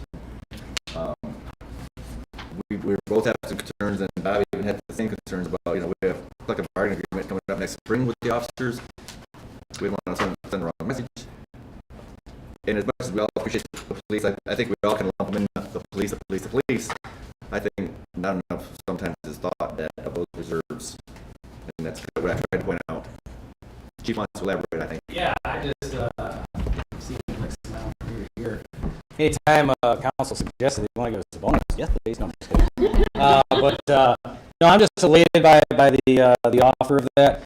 We do have a contract negotiations coming up next year, so that would be a good time to show some love there. But listen, we've all been through some tough times the last couple of years since COVID started, and then we had the high school tragedy. It's just been a lot of work, but that's what we're here for. That's what we do. So there's overtime to get paid for it. The reserves know they come in and they volunteer for it. I'm the chief, and I got a plan for it. That's what we do, and I'm just elated that you guys recognize that. And I constantly tell my guys that we have a supportive council, a great manager. I'm not just saying that because you guys are blessed, and a wonderful clerk. We've got a good thing going here, and we've got a supporting cast, and we're just going to keep rolling with what we're doing. And we don't necessarily need anything, but show some love when it comes to contract time, I guess. I guess we did talk about, we do an annual Christmas party every year. Yeah, I didn't think about that in my moment. Yeah. If they usually go out and get donations for the party, and they all meet, and they invite all their spouses, and it's the full-time, part-time reserves, and it kind of a big camaraderie thing for them. Maybe instead of buying them food for the special event application that they're here for, when the reserves show up, I suggested that there that maybe you can provide some food and drink when they're here volunteering in those events. We started a tradition 4 or 5 years ago, having our Christmas party at homegrown, so we keep it local. They put on a fantastic food spread for us, an atmosphere, and we do that every year. Sometimes we do award ceremonies there. It's just a way for all of us to get together, us and the officers and the families, and we're there a couple hours, and then we move on. So, but it's that would be a way that well, I'm trying to find a sponsor. If there's a way that we could get help with that, that would be wonderful. If not, we're gonna find a way anyway. So, but again, I can't say enough. I really appreciate it. So, if you don't do anything, we're still going to continue to do what we do. So we really do appreciate it, and I speak on everybody's behalf. So. I know one of the things you brought up was the reserves. They drive here on their own time away from their families. A gas card was the way to do it. I don't know, it's maybe a little sticky, maybe providing food and dinner and drink while they're here volunteering. I think is an easy low-hanging fruit, nothing to get worried about. Yeah. I think gas cards make a lot of sense, but it's just a trickier thing to do. How? If they could document their, when you get mileage from work, you don't get the mileage, you're not allowed mileage to and from the office, right? So if you drive over above that, that's when you get reimbursed mileage. So it wouldn't be even very easy to say, well, you drive 20 miles here, 40 miles, we'll give you so much per mile of the IRS reimbursement. That's only showing one aspect of the police force, and instead of just all of it when we do the Christmas party. So I just thought that was a great idea for. Yeah. If that's, Do we ever do appreciation events? No, they're allowed by charter, I know. You can. We used to do them. Yeah. They were warm and painful experiences. For all the For the planning commission, the ZBA. DDA, all the board members, and we paid for board members if they wanted to bring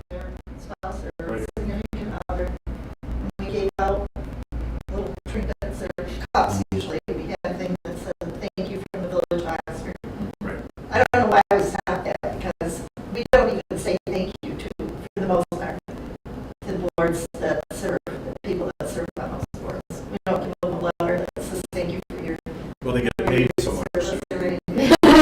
So they get paid so much. Yeah, right. Is there a typical dollar amount that you go out and request for? Yeah, it's right around the $1,000 mark is what we For the Christmas. ask for the Christmas party. Yeah. Would we just need to make a budget amendment or add that in somehow? Yeah, I think so. And I could even reference the charter section that authorizes those expenditures for tickets, parades, and appreciation dinners, and things like that. Is listed in the charter. I remember I did share that a few years ago when that was part of this discussion about costs with parades and stuff. I'll make a motion. Don't screw this up for me.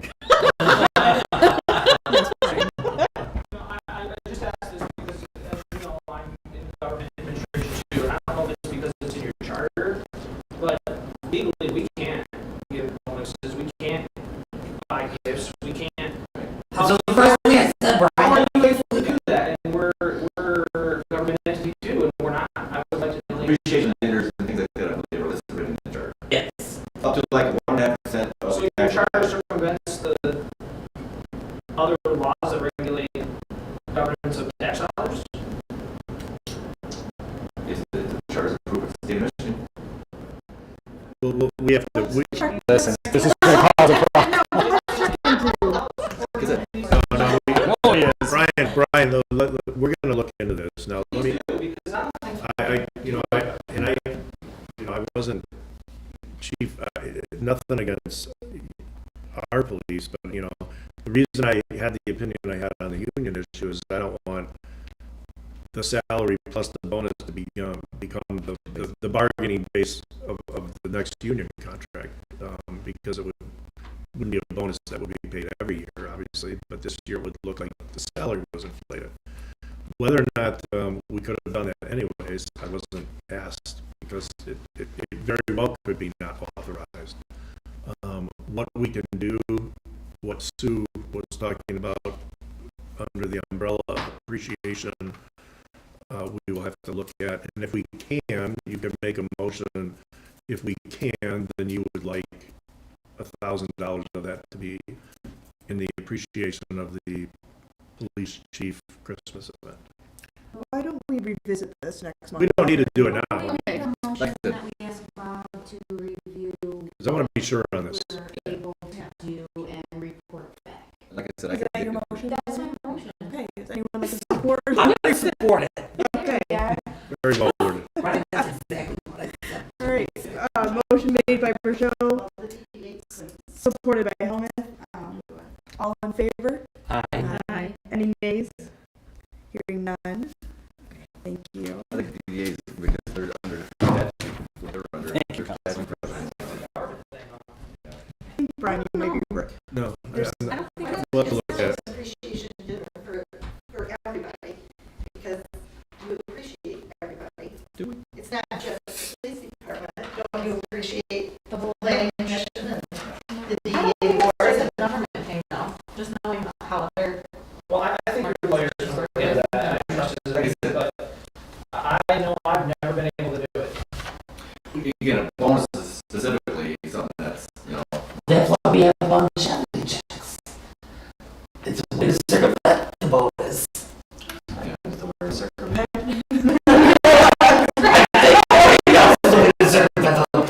Okay, council meeting dates in July through December 22. Do we just want to look at July and then wait for everyone to be here next month? Because I think Kelsey has some. Probably. she did text me back this afternoon. I threw out maybe, we didn't want to do, obviously, second Wednesday came up once, but we changed that because that conflicts with the township, and then chief can't go to both meetings, and I'm sure you would hate to miss one. But like the third Wednesday, fourth Wednesday, Wednesdays were good for me, they were good for Bob. Kelsey texted me this afternoon, she said, hey, Wednesdays were good for her. Why aren't we doing a normal meeting next month? Well, again, in the schedule here, July 12th is the reason behind part of this was the school board conflicts, right? Every second Tuesday as well. Yeah, every now and then they hit a weird one, like in November, it's the third Thursday because second Tuesday is election day. I think maybe that's why they have theirs on a different day, I would assume. accessibility issue that it probably should not be on the same day as another major entity in our community. As it is now. Yes. So it's a hot. Yeah. It never was until. I mean, Right? For all these years. We've been with the town or the school board for the same thing for all eternity. Well, The fact that people are actually interested for a little bit. well, let's keep people interested and give them an option to go to vote. okay. Going on the third Wednesday, it was basically, I was like a week after your normal meeting, middle of the month type thing. What day is that? 20th? I'll make sure I'm not on vacation. That is, I mean, it would be fine. It's just the Washington Square ribbon cutting is going to be at 5 to 6 that day. Well, then that would be over by now. Correct. We're opening it up to the public after to do with the 6 pizza per night and making it kind of a big deal. But I mean, the public can still go. I don't know how riveting this meeting will be to pull people away from your event. Just walk them on down here. And to conclude, Here's a look into all the meetings that went into this. I mean, if it becomes the month of July, being as it is, it's easier to stick with the normal for July and start doing that in August. And it's really. The Cable Commission canceled their July meeting because it's summer. Yeah, if you know to cancel July. It is. What's it didn't cancel summer? We just had a special meeting. that makes no difference to me. Whatever works for next month. Yeah, we do July 12th. That is only 2 weeks away. Very, yeah, you almost have to get your agenda done Yeah, now. and we've asked for a lot to be on the next already, so. So we're leaving the 12th. The board meeting. I think we're going to do 20th. That's 2 weeks from tonight. So that means the council packet would go out. We come back next Tuesday, the packet would have to go out next Thursday. So we'd be back for 2 days next week and the packet would have to go out. So we're going for the 20th? Yeah. Okay. What do we do for August? It's quick. We're gonna go third Wednesday. Are we doing it for all? But so we're meeting actually just one in August. One in August would be August 17th. And then September 21st. Hang on, I gotta go month by month. I'm not that fast. Sorry. But Yes. our charter says our meetings are on the second Tuesday. Can we keep doing this? Eventually you have to change it. You're gonna have to amend your charter, but. I am not amending the charter. Okay. That's crazy. That's a lot of work. As long as you follow the rule of publishing your regular meetings annually and you need to stick to it. The governed public has to have some amount of right to count on your meeting schedule. And that's why you publish it early in the year. You say, this is our regular meeting schedule. Everything else is a special meeting, like you were saying earlier. I just don't feel comfortable going months and months and months, changing our meeting date. And I know people want to be involved. Well, that would love to be there. I know people want to be there. But I think we need to take that into consideration. Okay, at the risk of displeasing Mo, what would it take?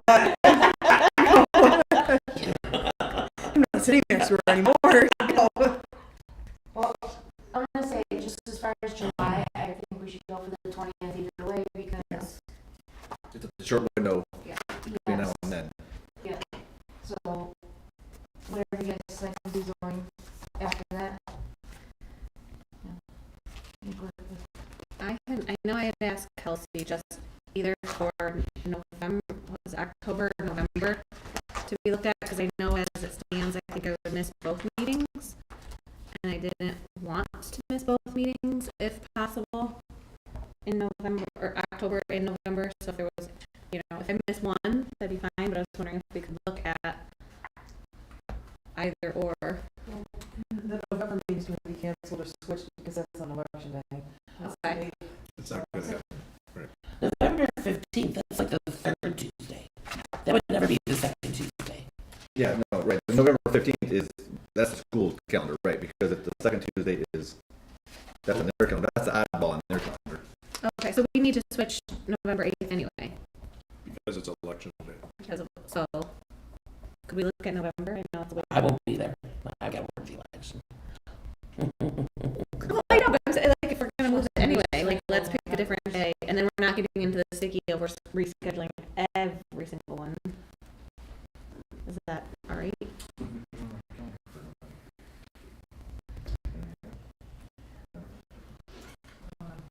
Yeah.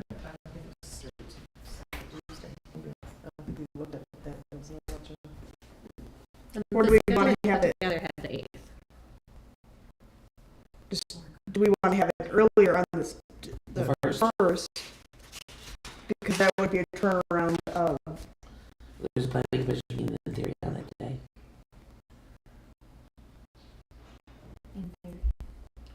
That's November.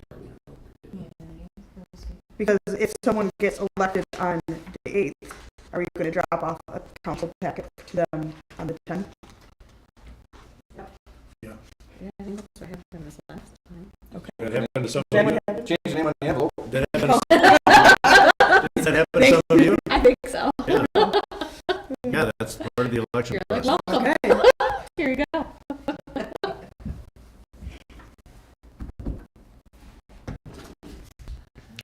I'm not, see, now I don't feel right moving it up, because then No, no, trying to, like, sneak in some last minute. No. Okay, now I had thought about that. I'm sorry. No, I had not thought about that. What about the 9th? Well, that's really fast. Never mind. Jesus. Stay up to midnight. No. Read your packet. Welcome. I guess what would work best for Terry? I think is the biggest question. What are you talking about, July? November. November, they're in November. We've changed 3 months. Why don't we let those 3 months go by? Did we change the We said 7/20, 8/17, and 9/20. We didn't do August we or did September. July. Yeah, only July. And this They were noting it would be on why September. every third Wednesday would be.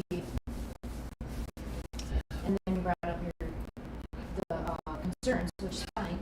But that's what we didn't actually. That's why Allison's afraid of me. My comment would be, let's take these 3 months, go to the Wednesday, and then look at it again when we see what's going on in the world in 3 months. That doesn't affect that. Her issue was November, October, November. So it goes to September. Well, I don't, do we, But November's voting day. yeah, we don't need to. Okay, so September you're not worried about. Do something about November anyways. You guys can meet in November. Is it going to be? No, Ashley just said she can't make October. We don't all have to be at every meeting. I know. But I'm saying, like, do we need to switch August and September? Is that going to be a conflict for you, Lori? This is the precinct location. Yeah, I was going to say, what are we going to, the next You move over? can't. I don't think. You can't. No, not for the meeting, but just going back, like, I don't think we need Okay. to switch 3 months unless So- it's really problematic. August is the last one before school starts. Yeah. And I believe that's when they're supposed to be announcing all the new 3-year plan and what's going on with the NCSS. And August is Okay. kind of an important one. I would go with that instead of here. Other than that, that's the only one I know for sure that I would definitely be going there over it. But other than that, we can stick with the Tuesdays out of November. Changing because we've got 2 people that can be out in November.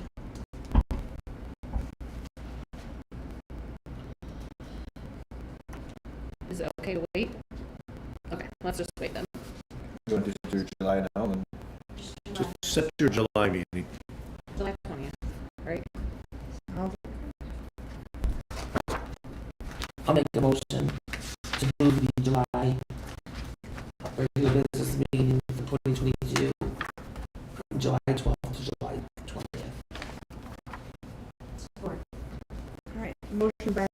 supported by Bergeau. All in favor? Aye. Any nays? Hearing none. Move on to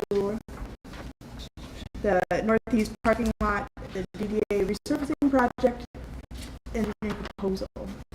So you got the background on this project in there. I think I kind of laid it out.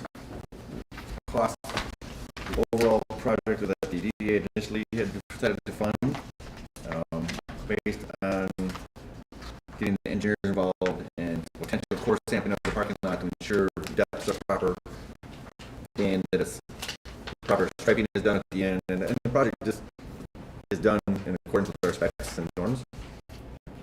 That's added approximately $25,000 to their project.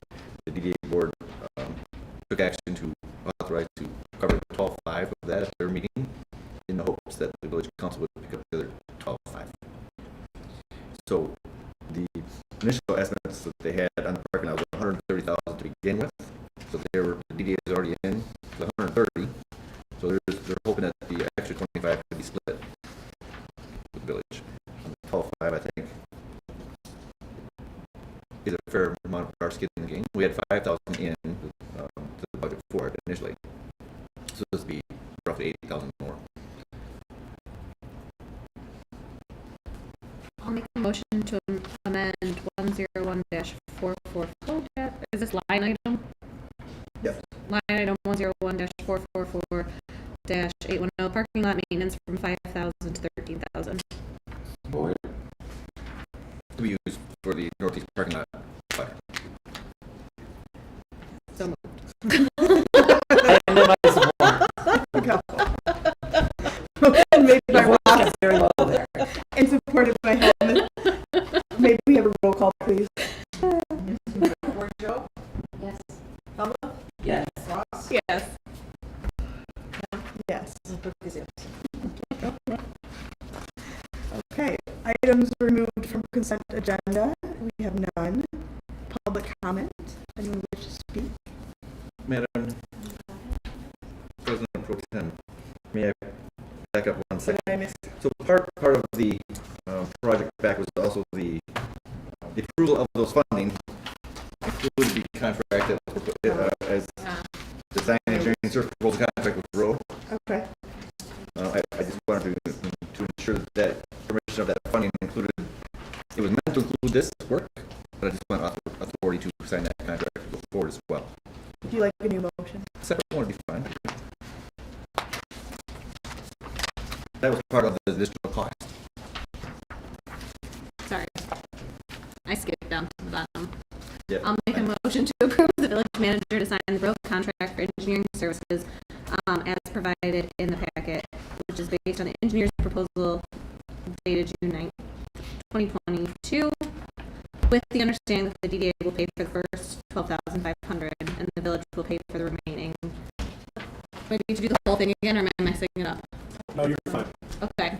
For the remaining $4,950 of the road design, engineering, and bidding costs, and that the village will also pay for any core sampling costs estimated at $2,500 and any on-site inspection costs for road during the project estimated at $5,000 for a total of approximately $12,450 for the village. Support. Okay. All right. New motion made by Ross, or additional motion made by Ross, supported by Kemp. We have a roll call, please. Yep. Yes. Ross? Yes. Yes. Thank you. Okay. Public comments again. Your third opportunity. Seeing none, committee reports. We have something from NODA, Lori.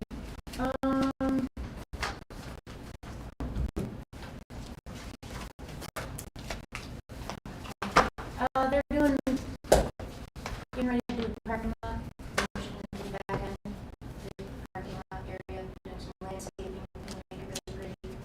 And, but it'll be done in a couple phases, just so people know, because they're doing the whole new parking lot. They're adding new parking lot in the back that wasn't there before. Some of the landscaping will be done in front, some of it will be done after the lot is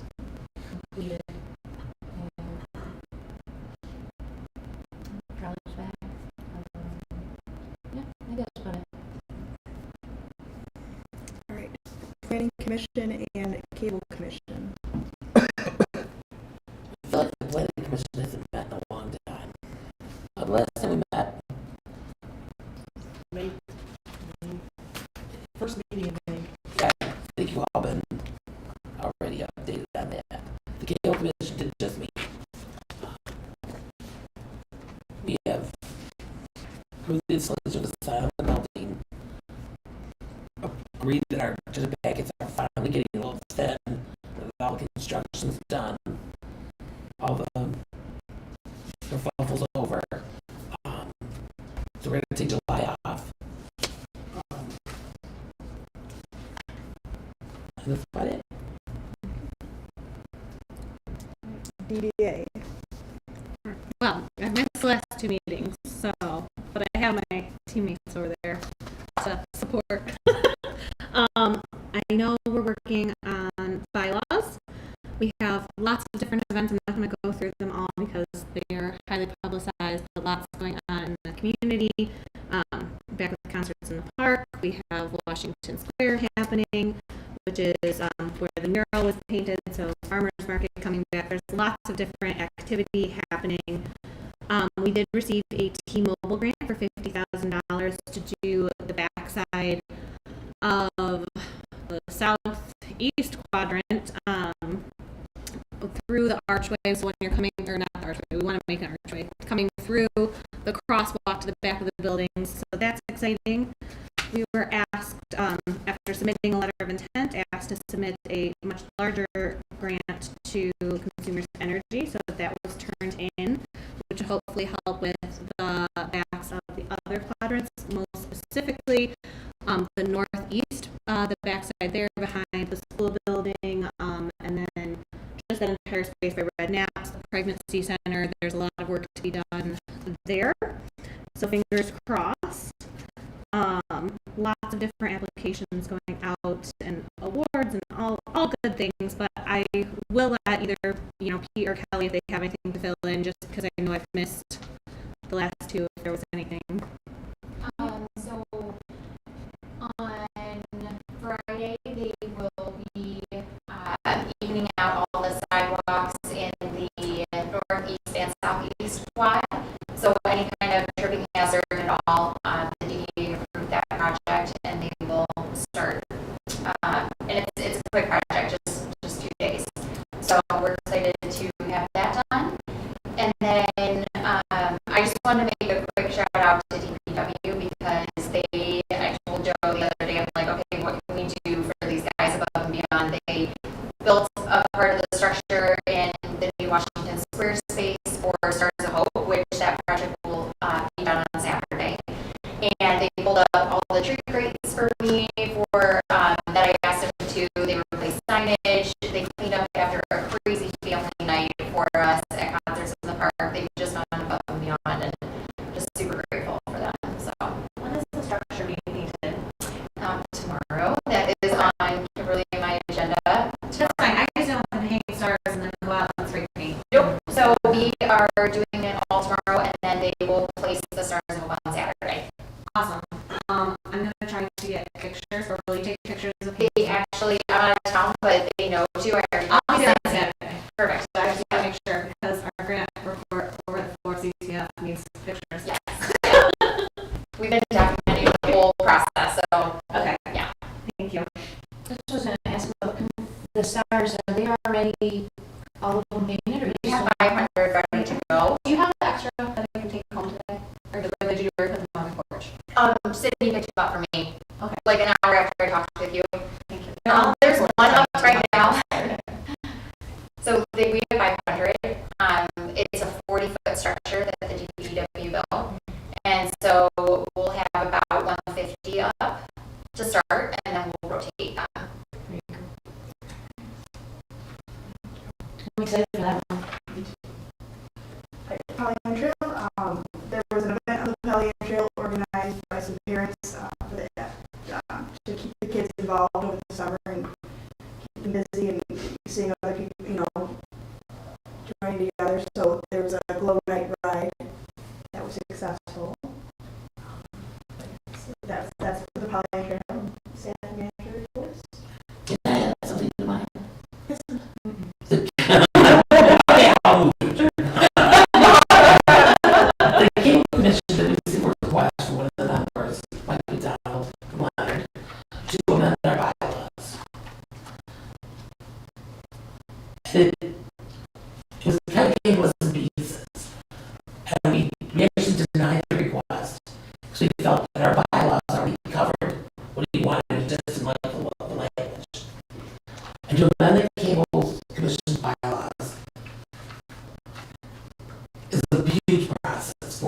duties, and to all agree on everything, and that's not really happened. So we did deny every request, and we did feel we denied it, because we thought what he wanted was already in there. So if anybody gets any calls about it, that's why we did it. I think we're good. The other representative from the planner was there. He didn't disagree with us. So that's that.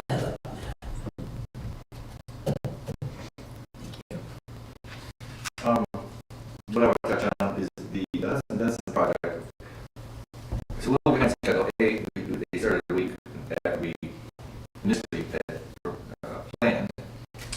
Then the first week in, they discovered it under the street gas main that consumers had abandoned years ago. It took like 6 hours to show up to test it and everything, show them. So the first day or two out there, they weren't making a lot of heavy waiting for consumers to show up. Just this week, there's a catch basin on the south side of the 5-1 South building there, right on the edge of Denison. That was meant to just be, moved a little bit, or the curb moved a little bit, and so it kind of had this dip in the curb line. Well, once we got down there and looked at that catch basin, it had to get replaced. It was just old cinder blocks with metal pieces across the cement sitting on no bottom, and it was just terrible. So that set them back for a whole another day and a half, digging that whole thing out, getting a whole structure sent down and set in today. Monday was rough because they were all over from Denison and 24 all the way up to there. They were doing all the concrete removals of the sidewalks and the curb areas, so it made it very difficult for people coming into the parking lot to try to find their way out because it was such a moving thing. We did request that they get a few more signs for directional arrows in the parking lot. So that has helped. They're working the full stretch of the zone. That's the biggest help. But I think it was rough Monday. At least it was a Monday. I know that some of the businesses aren't open then, so we didn't have this impact on all of them. But we have talked to the contractor about, that they should hit their percentage on that process as well. But they're moving along. The installation of the water lines and mains are running well, getting ready to wait for another bacterial test. And then we start switching over the few homes to that have service leads to the new water main. Department, they were ahead, we got it sooner than we thought, and when they went into Burry Street, that closure, which reported the MDOT permit closure, they got done and paid, I think it was Friday morning, and they were back open instead of Friday. I was crossing out here for Friday at the end of the day, and they actually paid it Thursday, and got open Friday morning, so we'll ebb and flow. We have some good luck, we have some bad luck. But all in all, we're happy with them and the way they left it for that weekend event and thing. For the June 11th event, they had it really nice, so. Like the other that size digging under those streets, you never know what you'll find. So, all in all, we're happy with them, and it's going on. Sure, Gauss conversion has been completed, so we'll be doing some cleaning up and follow up with that to some of the, it's probably gonna, we'll find things for a while, but, we consolidated some, we eliminated numbers that are not being used, the numbers, we only changed what we absolutely had to, but there's enough changes there that, And this is a state mission thing. Every community across the states is going to do it, probably, other entities as well, to use structure accounts. I'm so glad I've gone private. You're what? I've gone private. Anyway, the TDA's probably got the biggest mix up because they had way too many accounts and they had wrong accounts. And so a lot of them were merged and then they were changed into something else. But we'll figure it out. It's not like I'm just thankful for you. I volunteer and I'm like, what are we doing? So just to give you a heads up on that, you might be looking at some of the expenditure revenue reports going, what the heck? Because the descriptions don't always line up with really what the the activity is, because the system will decide which description based on how the numbers were transferred, activities changed as to what description is going to assign it. So as we read through here and there, we'll see find anything. they'll be fixed. Just asking them, do I can't fix that all up? Chief, I think. I'm sure everybody's doing a fantastic job, and thank you for the support, Council. All right, Councilman Catholic, Lori. Thank you all for considering my date request changes when they come up. I appreciate that. And it was very, I like having the kids come out today. I think they're, they had said something to me about wanting to do something like that. And I said, well, you should ask the village because I know we're usually, I have no question that we're supporting our community. And we'll always do that first. So I appreciate being on here, up here with you guys. And that's about it. Done right. Go, Mom. I got nothing. I think it's Thank you, everyone. You're all great. Thank you all for being patient. Thanks for Good job. Good yeah, job. but yes, we will all wish healthy, speedy recovery. I only got 2 text messages. She was on YouTube. She was. She said. She was having trouble hearing that she was on. So, but yeah. I'll make a motion to adjourn at 9:16. Second. All right. Motion seconded by Ross. All in